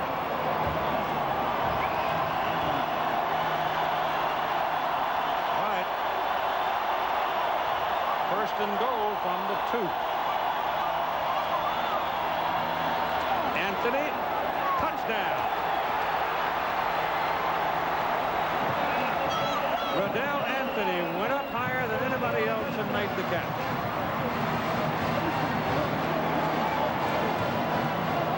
Florida State's kicker, Edmiston, is hurt. I wonder, take a look at the touchdown. They're just throwing jump balls in the end zone. Just throwing it up there, and their guys are going and getting it. Matt Teague can do kickoffs. Collins Cooper is a kicker, so he's the sophomore kicker, and Cooper is in. He hasn't kicked many this year. No, either. he has not. Now's a good time to start your career. There it is. Banged it right up and in. But he's going to have to be the guy that kicks the tying field goal if it ever gets to that point. That's right. 1:19 to play in the game. We got the Skins game coming up in just a few minutes. Here's a case of a guy just wanted it more than I guess than anybody else, because he just went up and got it. Well, the Gators going into the game thought this would be good down inside the 5-yard line. Just line up one-on-one. Close.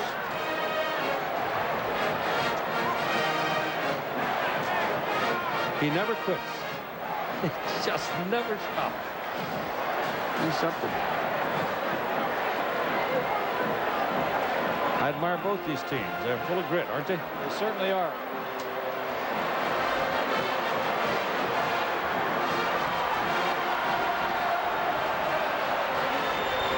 Whoa. Just need 1 foot inbound. If that toe possession of the ball is on that chalk, he's out of bounds. And the official right there. We had a nice shot of the official looking right at it. So Teague will kick it off now for Florida. And the Seminoles don't have anybody back there. It's empty back in the, from the 30-yard, 28-yard line on. There's nobody. Because they're anticipating onside kick. They've got all of the good hands people up there. And it's open right down the middle of the field. Rock Preston is the only person in the middle of the field. Hit it hard. And did it go through clean? If they went through clean, it'll be Florida State's ball. And there's a penalty flag. Hold on. That could mean just kicking it out of bounds, which is normal.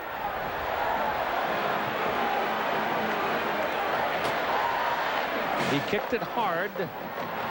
The reason he kicked it hard was trying to ricochet, hoping to hit one of the Florida State players. But he didn't, and it's Florida State football. Out of bounds. They'll take the ball at the inbound spot, 1st and 10.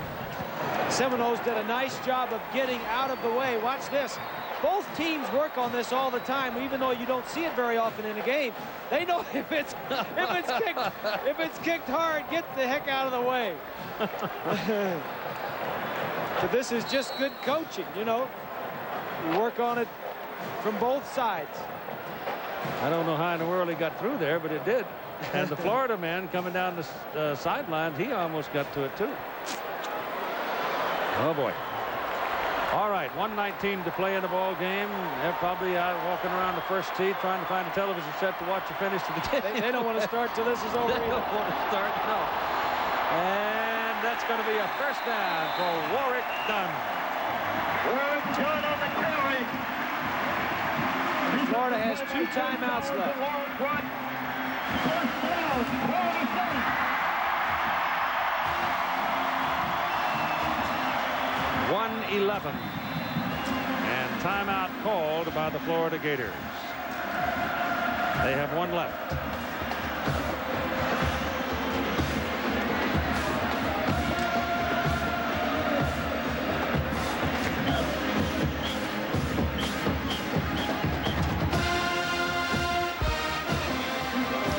Robbie Bowden said earlier in the year, Keith, that his offense was not where he wanted it. When Danny Cannell graduated last year, Thad Busby stepped in, was a little bit inconsistent early on in the year. He's had 3 games over 300 yards passing, but he said we got the feeling that they were pointing for the Florida game. We did the Virginia game about midseason, and they defensively and offensively. He said, we're just getting better. He says, we hope to be where we want to be down at the end, and he's there where he wants. He's ahead with about a minute to play. The Chevrolet most valuable players of the game are Danny Werfel of the Florida Gators with 23 of 48, 362 yards, and he's been hammered on all day. Warrick Dunn influenced the entire ball game offensively for Florida State. 184 yards. He's over 1,000 for the 3rd successive season. 24 yards receiving. They are the Chevrolet most valuable players of this ball game, with Chevrolet donating $1,000 to each school's general scholarship fund. There were a lot of people who could have gone home with that today, but most of them were defensive players. Most of them were defensive players, but it's kind of funny that we wind up with the 2 offensive players, but they were so dominant. The ball is on the 39-yard line of Florida. 1 minute and 4 seconds to play. Florida State 24 and Florida 21. And the Gators have no more times up.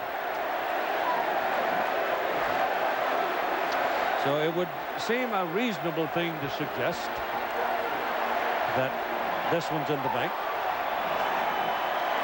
But, well, unless you see one of those all-timers where somebody drops the ball. And, yep. And I can't imagine that they're going to put the ball at risk. Obviously, the defenders will try to strip it.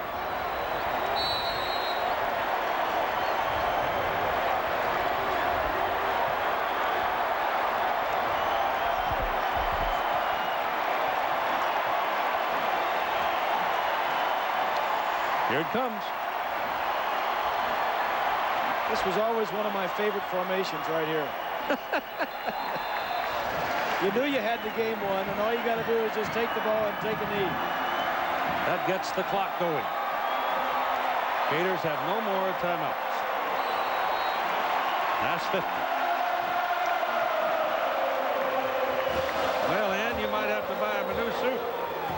You got to go to New Orleans. And they don't have to play a game before that. They just sit around and rest up and get ready. It looks like it'll be Nebraska. Possibly if they can beat Texas. If they can beat Texas. And Florida State. You know what? They look just alike almost. Nebraska is a little more option on the offense, but the defenses play much the same. Yeah. It will be a war. It will be a defensive struggle. Right? So the Florida State Seminoles under Bobby Bowden will surely move to number 1. And then wait until the Nokia Sugar Bowl in New Orleans for their chance to claim a national championship. And that snap of the ball will do it. Steve Spurrier and these Florida Gators playing for the Southeastern Conference Championship must try to forget their bruises, pump up their pride, and march on Atlanta next Saturday night to play the Alabama Crimson Tide, which we'll have for you at 8 o'clock Eastern Time. Your final score, Florida State 24, Florida 21. Here's Lynn Swann. Bobby, congratulations. Is this the biggest win for you all time? No, I ain't gonna say that. I'm not giving Florida that credit. Okay. No, it's a mighty big one. It belongs to the kids. I've got nothing to do with it. All the kids played great. Defense, offense, and kicking. I'm just proud of them. You win the locker room at halftime. You said you came out. If Florida will let you, you wanted to let Warrick Dunn carry the football. That's exactly right, and I want us to quit getting penalties. We were in complete charge of this darn ball game, Bowie got a penalty, and a penalty, and a penalty, and a penalty. And that last touchdown, they got 2 good penalties. You also probably have a game you want. Yeah, I hope so, buddy. Thank you, Lynn. Thank you, Bobby. Congratulations. Keith? Well, he's something. Second winningest coach active in college football today. Bobby Bowden and the Florida State Seminoles surely will be #1 in the next national poll and a chance to play down the road for the big trophy. Our congratulations to the Florida State Seminoles, and we'll see the Gators next Saturday night in Atlanta. We hope you enjoyed it.